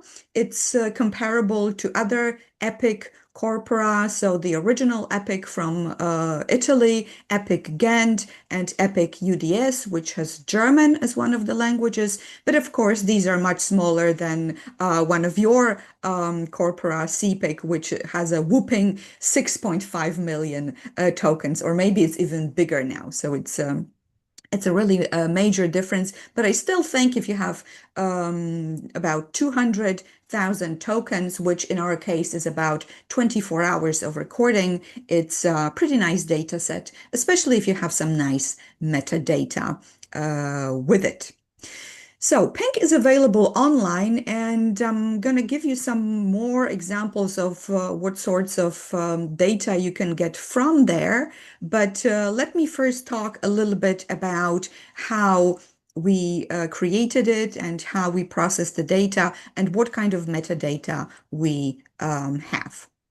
So first, Pink has 4 subcorpora, or actually 5 subcorpora. So we have Polish originals and interpretations into English, and we have English originals and interpretations into Polish. So it is both comparable and parallel. So you can do all sorts of comparisons here. And the interesting part is that in interpretations into A, we have interpretations into B and interpretations into A. So these are interpretations into English. The reason is that Polish is a language that is not very popular as a passive language among European Parliament interpreters. So there are not many interpreters who would be able to interpret from Polish as their C language into English as their A language. At the time of Pink creation, there were only 3 of them. So we created a small corpus of interpretations into A with 58 speeches, but we didn't want to make it bigger because it had only 3 interpreters, so it wouldn't be really representative. It would be like a huge corpus that would be representative of only 3 interpreters. Instead, we have a much bigger subcorpus of interpretations into English as a B language, so rhetor interpretations. And this is more reflective of what happens in the European Union. If you have a Polish speaker, it will usually be the Polish booth taking on rhetor, interpreting into English, and then all the remaining booths taking relay from English to interpret that into Finnish, Swedish, Irish, etc., etc. So this gives us a very interesting opportunity to compare interpretations into A and interpretations into B, right? Done by the same interpreters. When creating the corpus, we used many automatic tools, but we also wanted to have the data well aligned and well analyzed. So we used human annotators to correct the machines in many instances. So for instance, what you see here is the correction of an automatic transcript. So this transcript was done automatically. I think, if I'm not mistaken, we used Microsoft Azure for that. As a side remark, now we're using Whisper, which is a nice tool as well, but even when transcribing, it hallucinates. So we have to be very careful because you might also get hallucinations. So for instance, if the speech is somehow interrupted and there's no ending to the speech, the transcription tool will want to help you and will finish the transcript, right? It will hallucinate the ending that actually makes sense. So you have to be really careful. But with this technology that was before ChatGPT, there were some issues, but as you can see, there were not too many edits. Basically, the edits include hesitations, as in here, in plus signs, and also false starts with tilde, because we did want to have all of those disfluencies marked in the corpus. And then we aligned the transcript with the audio recording, and we did it in EMU, which is similar to Pratt. And again, this was done automatically, and this was post-edited by a human annotator. So we have really nice, very detailed and correct data, correct timestamps, for instance, for all words, for pauses, and this gives us really good opportunities to analyze data. We also did identification of voices. and we have a whole pipeline explained. And we first did it because many of those interpreters were actually former colleagues of mine or former students of mine. So I could recognize many voices, but I couldn't recognize the ones that, or I couldn't differentiate between the ones that I didn't know. And it was actually very difficult for me to work with female voices. So we had actually 3 human annotators trying to differentiate between the voices, but then the machine helped us as well.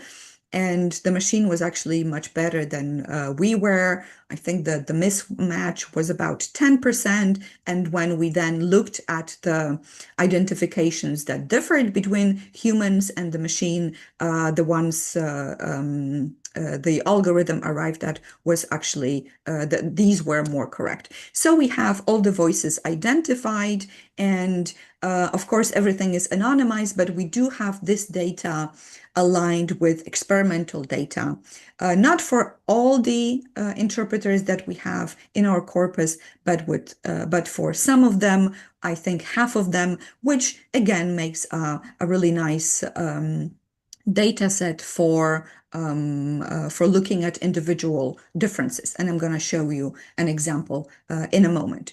What we also have, we have we have a segment level alignment. So basically it's a sentence, but we also have word level alignment, and we did it in a proprietary tool that we developed.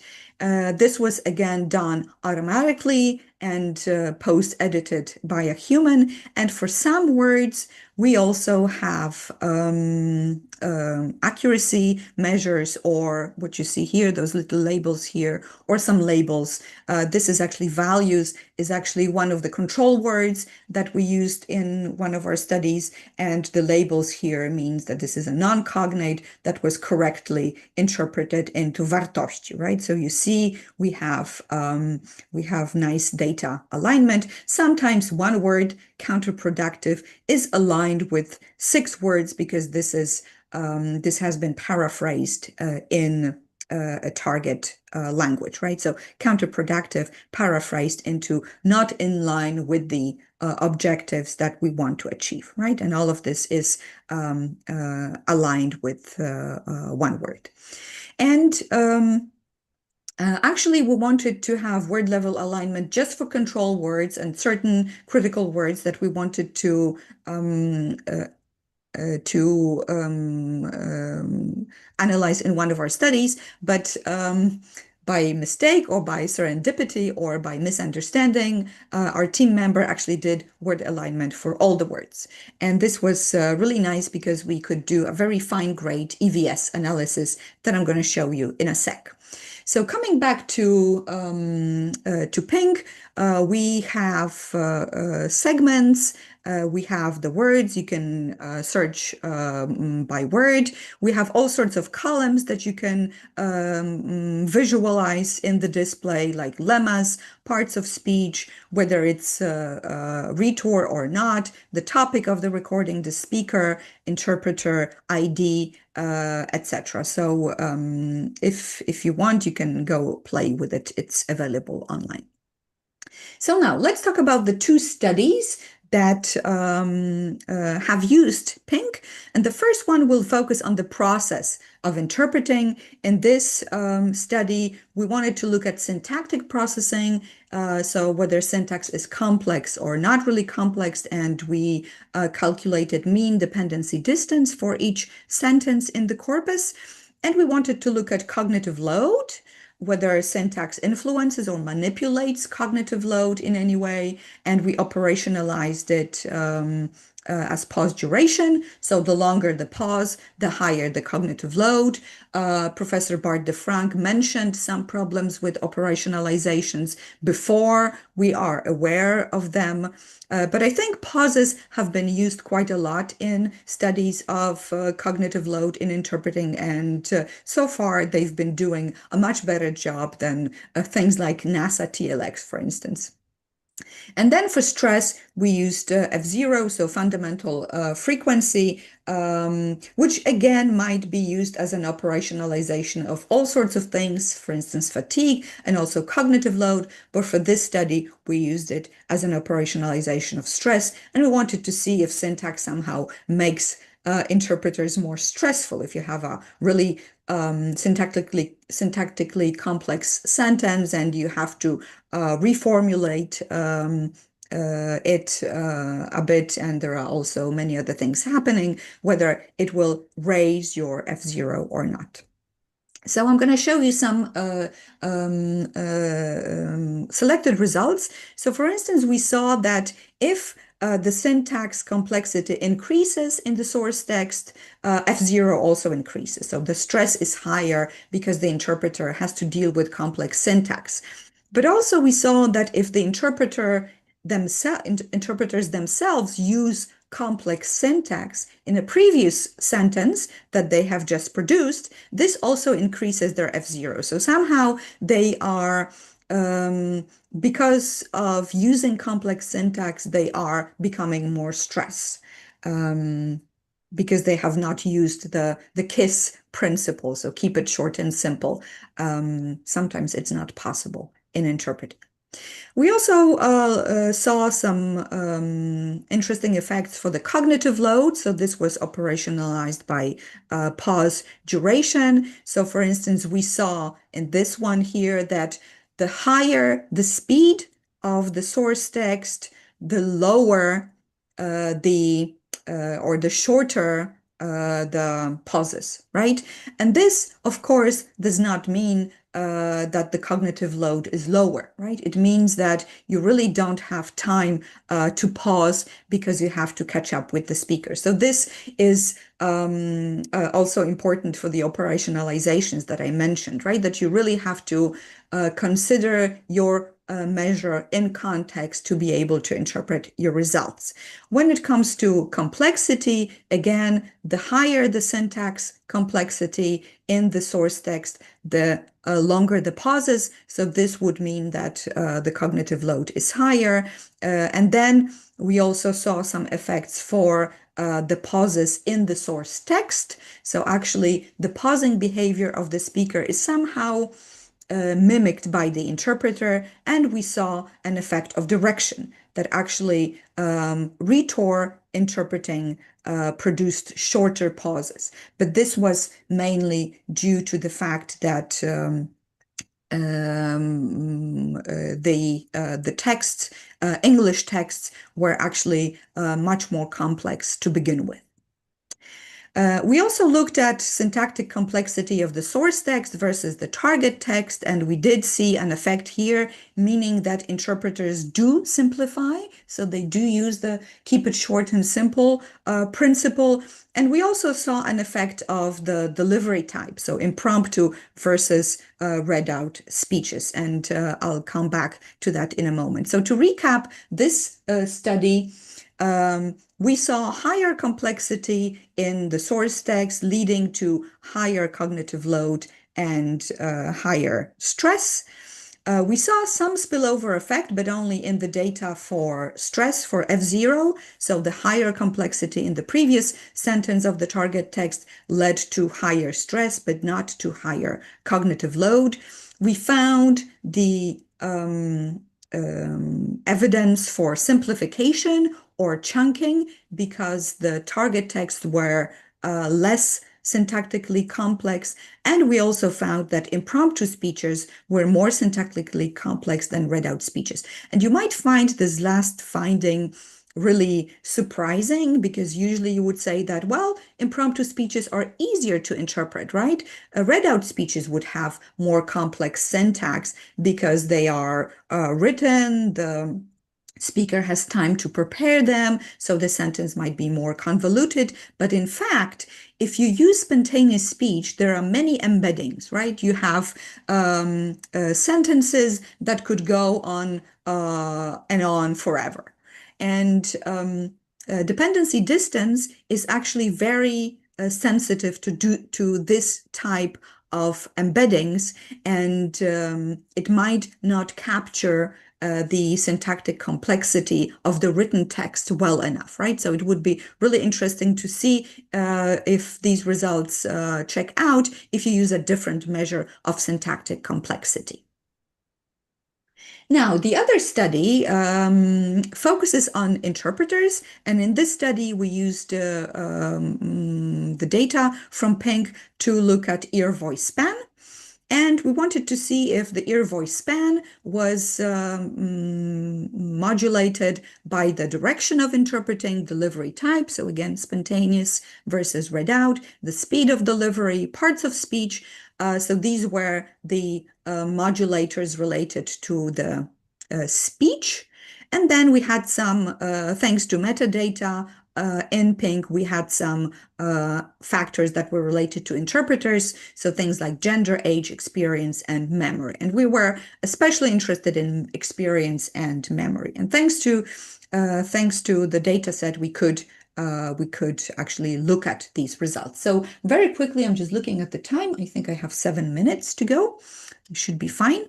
So for this study, we used over 65,000 data points, all sorts of parts of speech, but we singled out numbers and we singled out proper names. And I think I don't have to explain to you why. These are usually considered problem triggers, the usual suspects that make interpreters shiver with fear. And we wanted to look at those. And of course, we wanted to see how they influence EVS. And if I remember correctly, our prediction was that the EVS will be shorter. They will strategically shorten EVS for numbers and proper names. This is what we teach, at least this is what I teach my students. You have to shorten your EVS so that you can get rid of the number or the proper name as quickly as possible, because these are very difficult to hold in your memory. So I'm going to show you both the predictions and results simultaneously on this slide. So when it comes to factors that were related to the speech, we predicted that longer EVS would happen in rhetor, so into B interpreting versus into A, because it's more difficult to produce language in your to produce interpretation in your B language, in your non-native language. And this prediction was actually corroborated. When it comes to delivery, we wanted to see longer EVS in read out speeches because although it doesn't show independency distance, we still think that read out speeches might be more difficult because they are more informationally dense. And I think we all hate speakers who actually read, even if we don't have to interpret them, but just listening to reading, if it's done very monotonously, is also difficult, let alone interpreting such a speech. So this was also corroborated. The EVS was longer in read out speeches. Then when it comes to numbers and proper names, as I said, we wanted to see shorter EVS, but this was not true, really, right? There was no difference in interpreting numbers and proper names. And one of the explanations could be that you have your boothmate next to you, right? And the boothmate might be of immense help. Nowadays, you might even have a Kai tool that helps you, not in the European Parliament, as we saw from the previous plenary, but it is possible, right? So this might actually somehow skew the data that we have for numbers and proper names. When it comes to interpreter-specific factors, unfortunately, we had to exclude age for computational reasons. Basically, we tested for multicollinearity in our data, and it, which is not surprising, age seemed to be highly correlated with experience. So we had to exclude one because the model would not converge. So we just left experience and memory in. And it turned out that contrary to our predictions. More experience did not lead to shorter EVS. Actually, more experience led to longer EVS, right? This inverted smiley face means that there was a significant effect, but it was the reverse of what we predicted. And better memory led to longer EVS, right? So it seems that more seasoned interpreters would keep longer EVS to be able to reformulate more and produce a much more naturally sounding target text. And the most interesting part in this study was individual differences. For instance, we saw that there was a huge variation in mean EVS across participants. Some of them kept very short, very close to the speaker with EVS shorter than 2.5 seconds. Some of them had longer EVS over 5 seconds. So this is highly individual. And we also did some computations to look at other factors that might show us individual differences. Unfortunately, again, we had to prune the random structure in the model to look at the factors that would contribute. And the only factor for which we had a random slope, not just a random intercept, was sentence number. So which sentence was interpreted out of the whole speech that lasted a few minutes and had up to 10 or 15 sentences. So what we saw was the random effect of sentence number. It means that, I think I don't have time to explain it in much detail. Basically, it means that regardless of whether interpreters kept close to the speaker or had longer EVS, the sentence number also influenced the variation. And it's very difficult to explain random factors. They are not as interpretable as fixed factor. So basically what it means that there is a lot of variation. There's a lot of the individual differences are huge when it comes to how interpreters deal with EVS as the text progresses. And this was computationally or statistically proven evidence for individual differences that we do see in real life, but somehow we needed proof of that. So to finish off with a few takeaways, I think that corpora with rich metadata can be used to study the product of interpreting, the process of interpreting, and interpreters themselves. Further research might include, and this is my dream, mega studies based on corpora with various languages. I think now with the development of machine learning, the opportunities are there. We might have, as I mentioned before, a corpus experiment synergy, and this is actually what we are doing in our project, where we're looking at some of the issues related to bilingual control in naturalistic data, and then we look at that in a highly controlled experimental setup.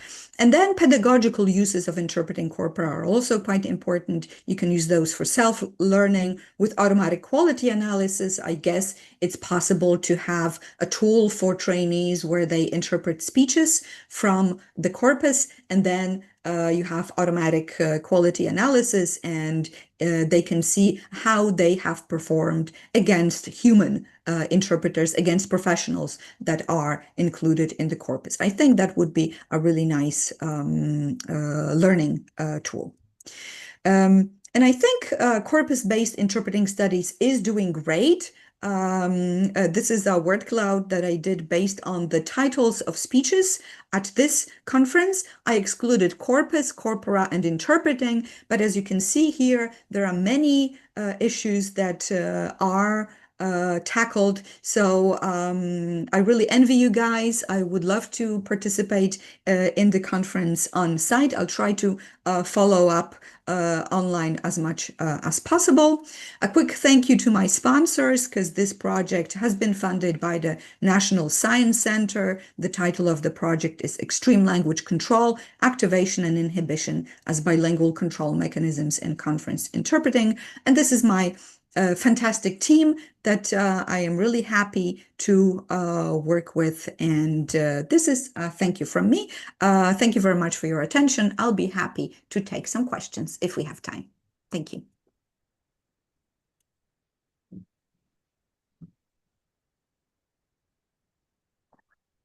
Thank you very much, Professor Schmier. That's a wonderful talk, and I really love the word cloud that you presented to us. We wish very much that we could bring you to the conference, but I'm sure there is always a next time.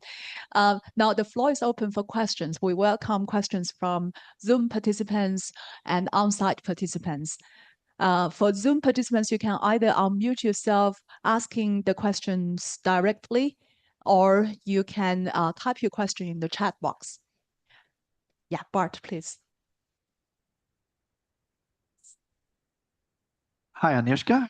Good morning on your side. Morning. I have a question which you probably haven't investigated yet, but then it's a suggestion. Have you looked at the combined effect, so the interaction between complex syntax and simplified so complex syntax in the source and simplified syntax in the target, and what that does to pauses and other features of cognitive load? I'm just asking you that question because in our data that we have presented but haven't published for fear of making an enormous mistake, we have actually seen that interpreters produce more filled pauses when they are faced with high lexical density in the source text and produce low lexical density in the target text. So my question for you is, do you have an idea of similarities on the syntactic level in your data? Thank you very much for this very interesting question. As you predicted, I haven't analyzed that yet, but I think this is a very interesting suggestion. So I understand the way we would have to go about it. We would have data for source target syntactic complexity and target text complexity for the same sentence. We would use those as factors, and our operationalizations of cognitive load as a dependent variable, right? To see which one is which modulates cognitive load. Is that correct?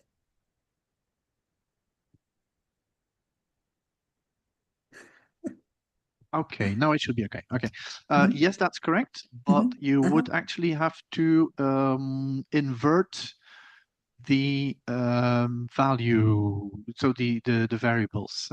I mean, a higher complexity in the source text and a lower complexity in the target. Okay. That should produce, well, I mean, if it's like our data, that should produce the longer or more pauses.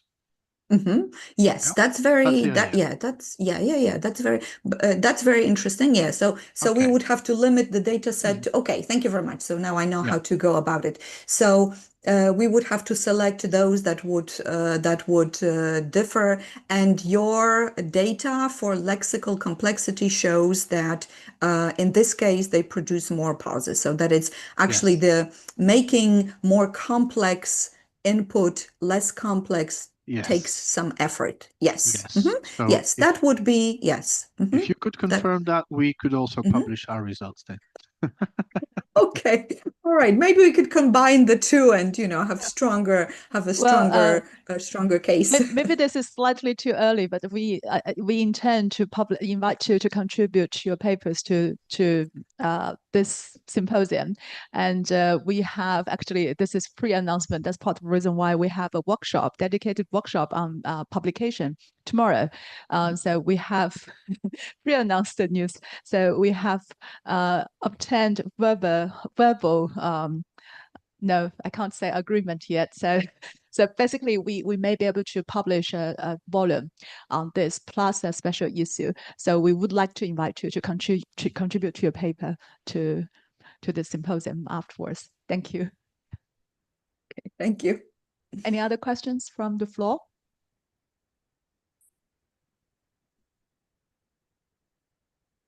About, I do have a question, and also this is relevant to Bart, to your presentation earlier as well. I wonder whether in the European Parliament there is data possibility to include the metadata of whether or not the interpreters are now using kite tools in the booth, because that may change the kind of, because this is also linked back to Professor Chen's presentation in the morning. The product may be different as compared to interpreters who purely rely on the more traditional core skills of interpreting as compared to interpreters who might need to who are adapting to the technology. So I'm not sure whether that can be included as a kind of metadata for the corpora that you develop. So Kai2 usage. Sorry, this was a question to me. I thought it was a question to Bart. Yeah. Yes, sorry. The corpus was created based on interpretations from 2009 and 2010, and I'm pretty sure there were no Kai tools used in the European Parliament at that time. But yeah, this is correct. It's just another confound in a sense that you have when you create a corpus, right? You don't know if the interpreter is working with a boothmate or if the boothmate is helping with numbers or names. So that's one thing, right? Which actually shows some differences in number processing. If you have data from corpus and a data from experiments on accuracy of interpreting numbers, for instance, usually the data from the corpus are better, right? Because probably the boothmates are there to help, right? So you have no way of knowing, right, if the boothmate has been there or not, unless you ask interpreters when compiling a corpus. And the same goes for Kai tools, right? That's another, it's a very important point. That's another confound that if you compile a corpus the regular way, you have no way of knowing, right, if it's there or not. And this might skew your results, definitely, right? Because you can imagine that with accuracy of numbers, that would be pretty high for a good Kai tool with good ASR functionalities. And as a result, probably we should do away with looking at numbers and proper names as those problem triggers, because with Kai tools, they might no longer be so. Yeah, that's a very interesting point. Yeah, traditionally, like the biggest problem trigger somehow now is facilitated by the usage of machine. Yeah. So I think that we have a question. Okay. We have a question from whom? From Adam Zaren. So you can unmute yourself now.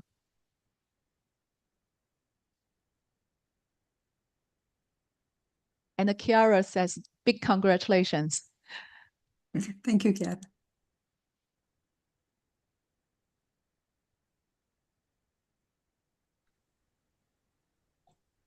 Hello, can you hear me? Yes, yes. Can you speak a little bit louder, please? Yes, hello, my name is Aladdin. Thank you very much for the organizers. Thank you very much for the speakers. I've been following the panel and then Bart and then Agnieszka. Thank you very much for this. I just have a question about, in fact, a methodological question. I've reviewed some articles on dependency distance, and I realized or observed that most of them, they were studying the effect of dependency distance in the target text on cognitive load.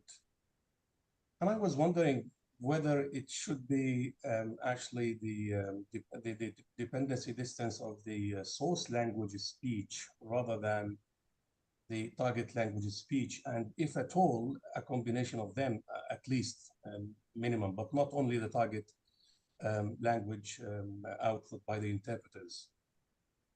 How would you react to this?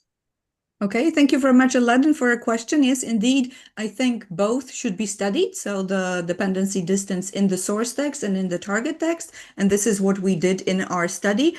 Usually, I think it would be the other way around, so that people would first look at source text dependency distance and how this influences cognitive load. I think it was Bart de Frank who was the first to actually incorporate the target text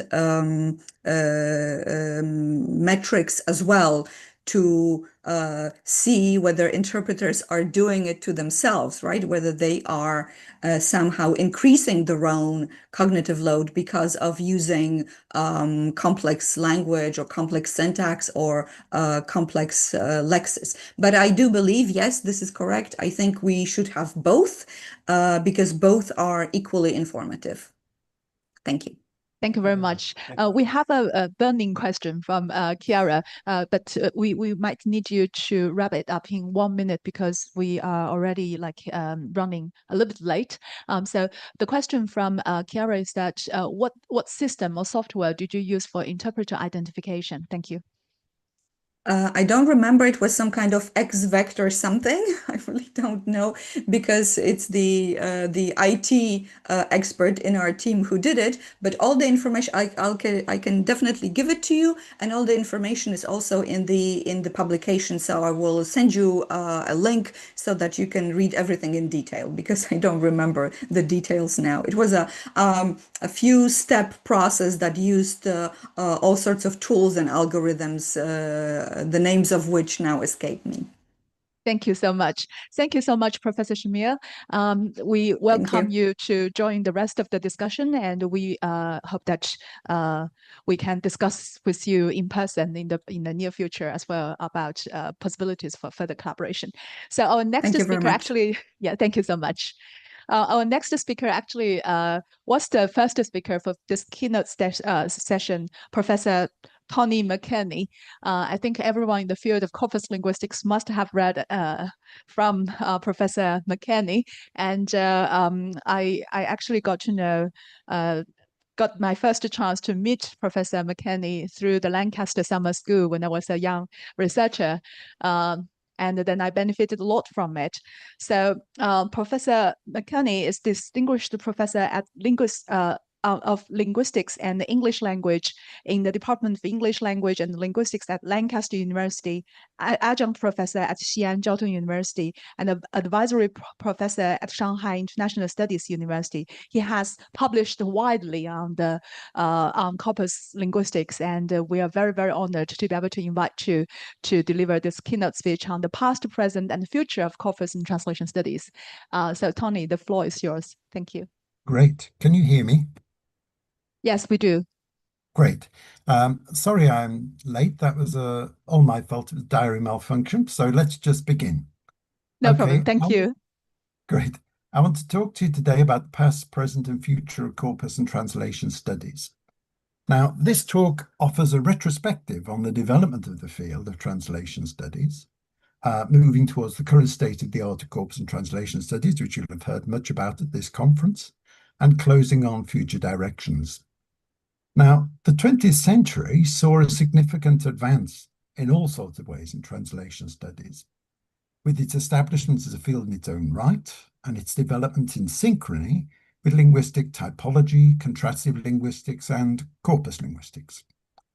Now, key concepts that underpin corpus approaches to translation studies effectively draw on theoretical concepts from a range of backgrounds spanning corpus linguistics, contrastive linguistics, and translation studies. Among these concepts, I'll be discussing representativeness, sampling, the tertium comparationis, and equivalence. I'll also introduce these specifically with a view to operationalizing them for corpus and translation studies. Looking forward, the talk sets the stage for the exploration of a range of issues, which I'll talk about towards the end, anticipating the continued growth and refinement of the field.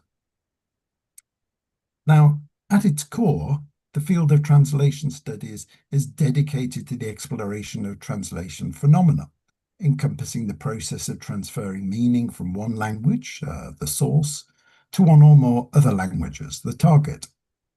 Now, such phenomena have been of interest to scholars with, for example, the ancient Roman philosopher Cicero, and poet Horace being credited with proposing the initial critiques of word-for-word and sense-for-sense translation approaches, methods later interrogated and applied by St. Jerome in his work on the Bible, the Vulgate Bible. Religious texts have also led to a focus on translation, say, for example, in Asia with the Eastern Han Dynasty, where Buddhism in the 2nd century of the Christian era stimulated interest in translation with key figures such as Kumarajiva, who you can see a statue of there, engaging in intensive translation work. Now, Kumarajiva alone translated 64 Buddhist scriptures into Chinese. Now, these contributions notwithstanding, the field as we understand it today, I think began to take shape in earnest in the second half of the 20th century, with the seminal work of scholars such as Nida developing their science of translation, and Holmes proposing the term translation studies in 1972 to describe this new branch of knowledge. Nowadays, the relevance of translation studies extends beyond literary and linguistic borders and is crucial for understanding the cross-cultural communication, international relations, and global dissemination of scientific knowledge. Now, as the field of translation studies developed, wider movements in linguistics served to shift the focus from langue towards parole in the Saussurean sense, where translation practices required not only an understanding of the mechanics of the source and target language, but also a contextualized positioning of the text being translated and the context into which it was being translated. This dual focus led to the emergence of a synergetic relationship with a number of parallel fields in linguistics, most prominently linguistic typology and contrastive linguistics. Now, as linguistic typology serves to classify languages based on their common features and structures, insights from linguistic typology offer translators and translation studies and translation scholars more broadly an understanding of the systemic differences and similarities between languages. Crucially, such insights have proven valuable for informing translation practice and scholarship. And if you think of the work of Capel and Luke or Tyke, they show clearly the importance of typological knowledge when looking at source language translation effects. Also, in the area of the study of translation universals, for example, linguistic typology presents a way of validating proposed universals. It's a very interesting paper by Moles Cases in 2019 showing that. Contemporary contrastive linguistics, based on corpus data on the other hand, provides theoretical foundations for anticipating translation problems based on the contextualized comparison of two or more languages. So studies by people like Sarah Laviosa, interesting paper in 1998, and Ramon Garcia in 2021, argue strongly for the role of both contrastive approaches and corpus data as a way of providing firmer foundations for translation theory and practice. Such foundations can help researchers ensure rigor in comparison, avoid methodological circularity in research design, and offer translators and translation scholars attested examples of language use. Drawing on advances in these fields, in conjunction with the emergence of new epistemologies and approaches to translation studies itself, the field has developed apace. Influence from parallel fields in linguistics was not to end there, however. Corpus linguistics, more generally, has proved revolutionary, I'd argue, for translation studies. I first wrote on this topic 30 years ago, and I think that what I wrote then has proved to be almost prophetic, in the sense that corpus linguistics had a profound impact on translation studies, making a particularly valuable contribution in terms of data design, collection, and analysis, as we heard in the last talk. The suggestion that corpora had a wide-ranging role to play in the study and practice of translation were made relatively early in the so-called corpus revolution, especially in the wake of the creation of early multilingual corpora. And again, I wrote about that with Andrew Wilson in 1994, but others wrote later, people like Lauritsen in 1996 and Bernardini and Zanetti in 2000. But corpus linguistics involves the analysis of carefully designed digital collections of text known as corpora, corpus for singular.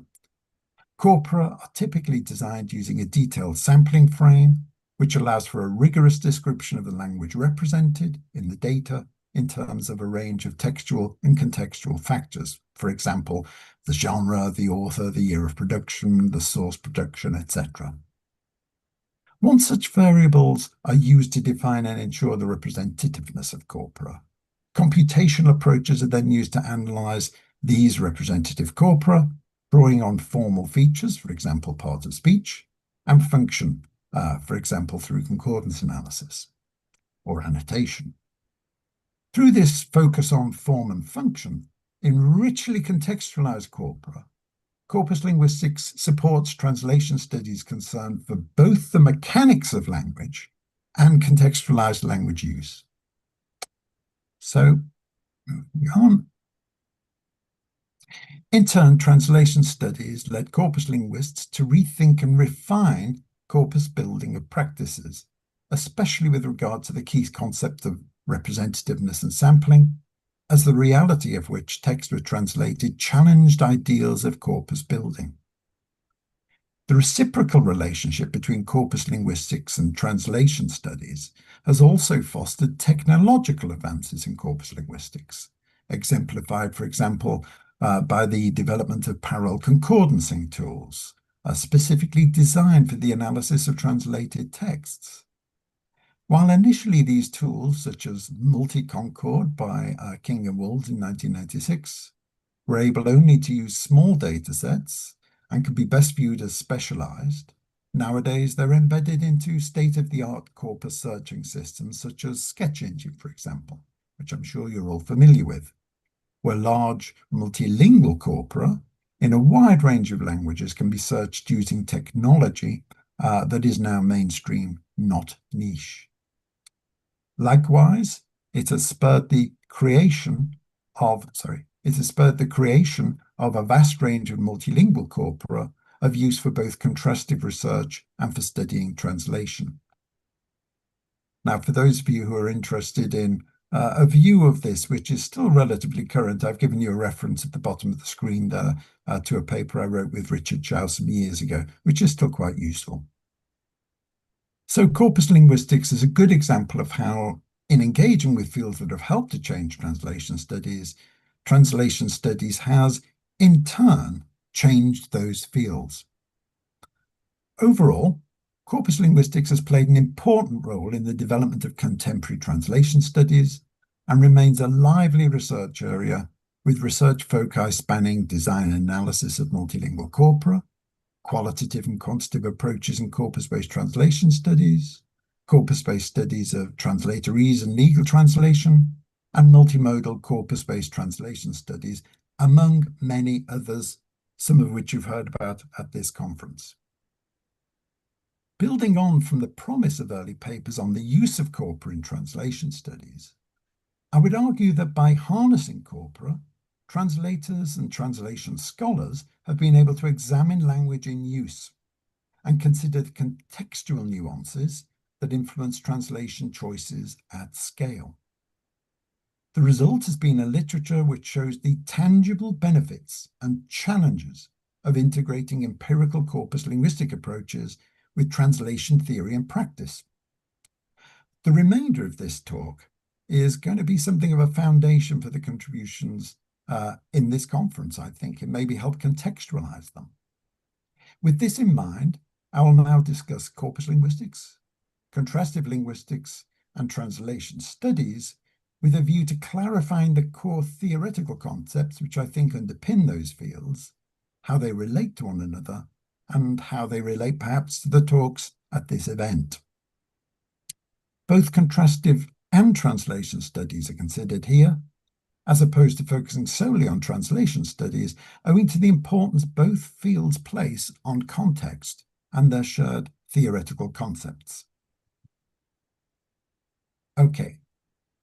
While corpus linguistics, contrastive linguistics, and translation studies are distinct fields with notably varied areas of interest, each overlaps in the context of contemporary contrastive research concerned with the comparison in synchrony of languages.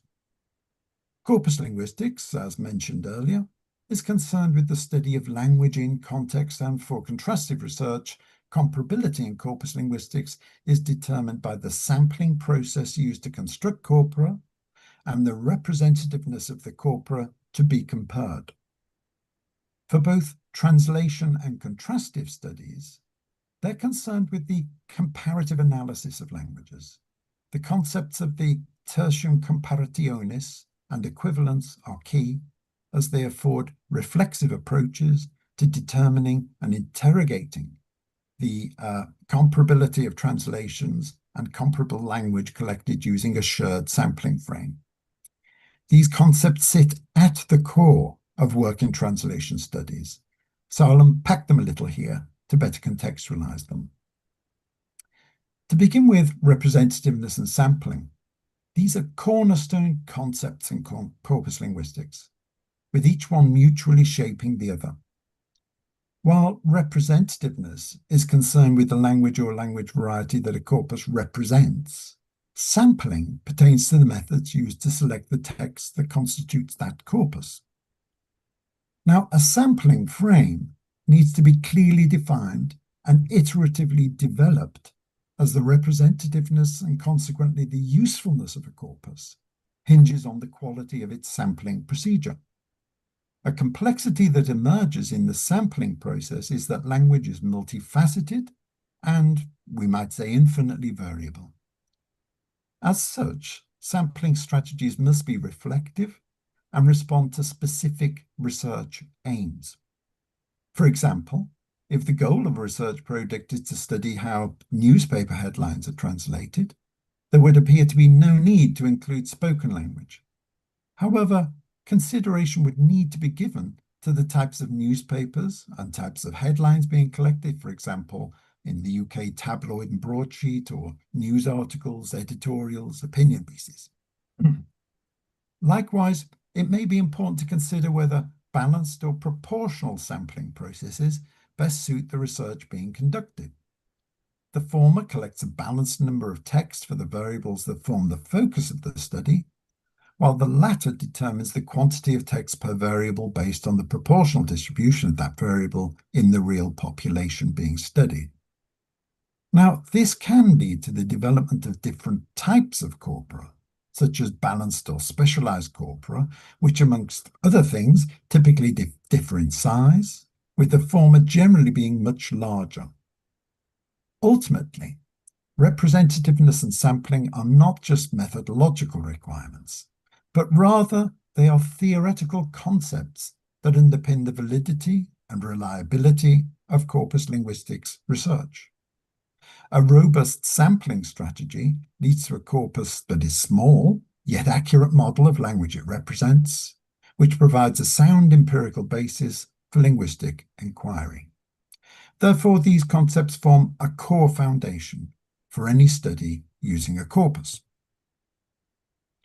Now, the tertium comparationis is a fundamental concept in both contrastive linguistics and translation studies. Simply put, it is an analytical tool used to establish a common ground for comparison between two linguistic entities, as my colleague Niall Curry has written about at length. As such, it acts as a reference point against which two or more languages are compared, and typically the tertium comparationis is constituted by a shared linguistic feature that exists across languages. For example, to compare interrogatives in English, French, and Spanish, the tertium comparationis might be the presence of a question mark that signals a question in the text. Establishing questions as a tertium comparationis allows for further examination of how each language poses questions. However, this must be established at all points of comparison to ensure a rigorous analysis. So it's not sufficient to simply identify question marks in this case and compare them. Rather, it is important to ensure that the texts in which the questions are posed, the contexts in which those texts are written, are also comparable. Owing to the importance attached to the tertium comparationis for ensuring comparability, contemporary comparative studies treat the tertium comparationis as both the starting and closing point of a comparison, where the assumed tertium comparationis is tested through a falsification process. And for those of you interested in falsification, my recent book with Václav Březina discusses the philosophy behind that in depth. This process of falsification is achieved through equivalence testing. Now, equivalence in contrastive linguistics and translation studies serves as a theoretical device used to test the relationship between languages. Owing to terminological fuzziness in the literature, equivalence is often referred to in different ways, including equivalent, congruence, and correspondence, for example. In comparative studies, the assumed tertium comparationis is tested in terms of equivalences, be they frequency-based, contextual, syntactic, semantic, and so on. For example, to test the use of questions as tertium comparationis, equivalence testing could include determining their frequency in each language and/or their location in a text, for example. It is possible to have more than one equivalence to test the assumption, and it is advisable to use multiple in order to test and retest the assumed tertium comparationis. Overall, the tertium comparationis and equivalence are inseparable as they mutually shape each other.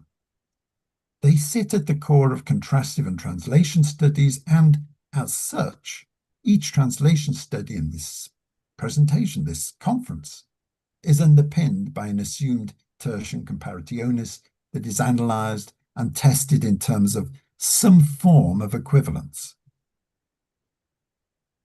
To effectively exploit corpus approaches for translation studies, it is important to bring these theoretical concepts together. This involves consideration of multilingual corpora, the use of the tertium comparationis at each stratum of analysis, and the use of equivalence testing from a corpus linguistic perspective. Now, multilingual corpora are central to corpus and translation studies. These corpora are either parallel or comparable, where the former pertains to collections of text that exist as translations of the same source material in multiple languages, and the latter includes comparable text from different languages collected using the same sampling frame. For the most part, translation studies are concerned with parallel corpora, the design of which involves the alignment of text from a source language with their translated counterparts in one or more target languages. These can be unidirectional, linking source language text to their translations in one other language, or bi- or multidirectional, which involves several languages translating between each other. Such corpora have an established tertium comparationis, given that they include translations based on a directly comparable source text. As such, they are invaluable for identifying patterns in translated texts, and these can provide insights into translation choices and the transfer of meaning across languages. While holding obvious value for studying the language of translated texts, parallel corpora typically represent very specialized language derived from the language produced by a small number of translators responding to an original source text. Comparable corpora, however, offer a lens on original language use, but require rigorous criteria to ensure true comparability. In the case of comparable corpora, the tertium comparationis is less obvious and must be established through rigorous and iterative sampling processes and equivalence testing. As such, comparable corpora, like parallel corpora, are typically quite specialized. Both parallel and comparable corpora offer translation scholars useful data that can allow them to understand translation practices and identify effective means to translate linguistic features in different languages and contexts. In analyzing parallel and comparable corpora, a tertium comparationis must be established and tested in terms of selected equivalences. These analyses are conducted using corpus analytic approaches, and for many researchers, this involves using existing or bespoke corpus analysis software. For parallel corpora, existing software that support parallel concordancing are particularly useful, for example, Sketch Engine, AntPconc, and Paraconc for concordancing. So there's now almost an embarrassment of riches when it comes to off-the-shelf tools for this type of work. Using such tools, the equivalence testing can be congruent or divergent. Now, this dictates the direction of analysis. In this regard, convergent analyses focus on features assumed to be comparable across languages, while divergent analyses seek correspondences based on a feature identified in one language. Researchers must navigate methodological circularity, ensuring that the analysis does not merely confirm preconceived hypotheses, but instead engages in a thorough falsification process. This can be done by layering equivalences and retesting the tertium comparationis from multiple directions. Now, by employing corpus approaches to translation studies, translators can determine empirically an effective means to reproduce a corresponding text in a target language in a way that maintains the meaning, style, function, and context of the source text, despite the potential for systemic differences between languages. Corpus approaches offer insight into translation practices and patterns that can inform translation decisions. Likewise, corpus approaches can offer a diagnostic resource for identifying outliers in translation practices. Moreover, corpus approaches can offer models based on authentic language use that could be used to inform and analyze translation practices. Translation is, at its core, a creative practice that requires decision-making on the part of the translator. In legal translation, for example, function may be prioritized to ensure that the translation fulfills the same legal function as the source text, while in literary translation, well, translators may lean more towards preserving the aesthetic and emotional impact of the original at the cost of other elements of the text. With the right corpus available, however, translators have a resource that can be used to inform or evaluate their practice. Now, at this conference, you'll have had many good examples of the current and future directions of research in this area. But one volume I was involved in which this talk is a sort of simplified version of a paper, which appears in there, is this particular handbook, which has recently been published, edited by Defeng Li and John Corbett. And I'd encourage you to have a look at that particular volume, as it contains an incredible range and array of different types of studies, showing just how varied corpus-based translation studies has now become, and indeed the fundamental excitement of the area. That handbook takes critical perspective on key issues in translation and interpreting, addressing critical translation studies, ideology, interpreting, and gender in corpus translation studies, etc. So that handbook and this conference are a great showcase for the really burgeoning nature of research in corpus-based translation studies.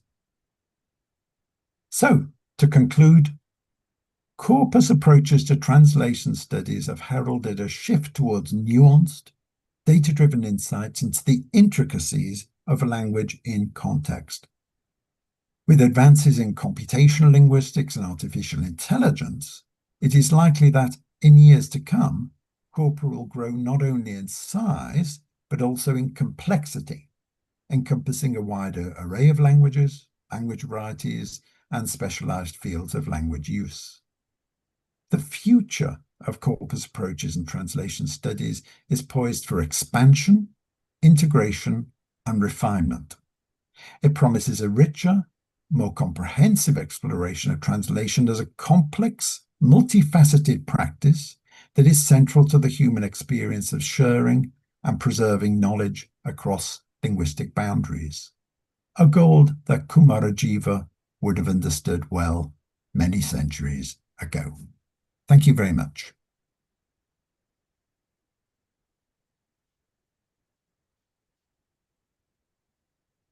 Thank you very much, Professor McKinney. We may be able to allow one question either from the floor or from the Zoom participants. Any question from the floor?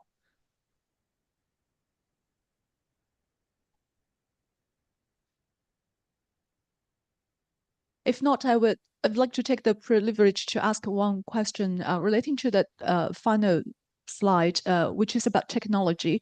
So, Yes. Professor McKinney, could you please share with us from your point of view how corpus-based studies may contribute to technology and vice versa? Thank you. Right.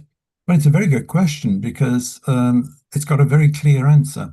Without corpus linguistics, without the existence of corpora, without the shift of the sort that I've just been talking about, all of the advances in machine translation that we've seen would not have happened. If we go back 30, 40 years, research in machine translation was dominated by symbolic approaches, people trying to think of ways of unpacking sentences, putting them into some intermediate representation, and then representing them in a new language. And all this was done by explicitly crafting rules, etc., in order to do this. The advent of parallel corpora and the ability to use mathematical procedures to look for comparisons and similarities across texts really enabled the example-based approach to machine translation. And that is what underpins every single machine translation system that you can access online. Of course, there must be some integration of rules, but basically the engine that has driven forward progress in machine translation has been corpus linguistics. So that answer is very easy. For the future, how might these things then influence corpus linguistics? Well, of course, they represent a great threat. Because now, if we look on the web, many of the texts that we see are actually machine generated. So the ability to access authentic language use is actually becoming restricted. If you scrape corpora from the web, most likely you're actually scraping material generated by machines, which was mimicking human language use. And we've seen that if machines actually then use that data, well, within 2 or 3 generations of using such data and developing new systems, the performance declines, and in the end, they can't work properly. So actually, a real challenge for the future is retaining access to authentic language data, because a lot of what we get on the web isn't. And if we don't get access to that authentic language data, then all of the issues I've talked about in my talk become very live, because we're not really studying language anymore. And if we're not doing that, then the modeling that is done on the basis of the data that you see actually corrupts and fails. So access to authentic data in the future, I think, will be a key issue. Is that a helpful reply? Yes, that's very, very helpful. Thank you so much, Professor McKinney. I'm afraid that we have to move on to the coffee break. It's a long session for this afternoon, and I believe that everyone must be eager for a cup of coffee at the moment. So, Professor McKinney, thank you very much for joining us online. We hope very much that we can welcome you in Hong Kong in the near future. Thank you. Absolutely. Thanks a lot. Thank you very much. Bye-bye. Bye. Thank you. So the parallel session will start at 5:05. Thank you.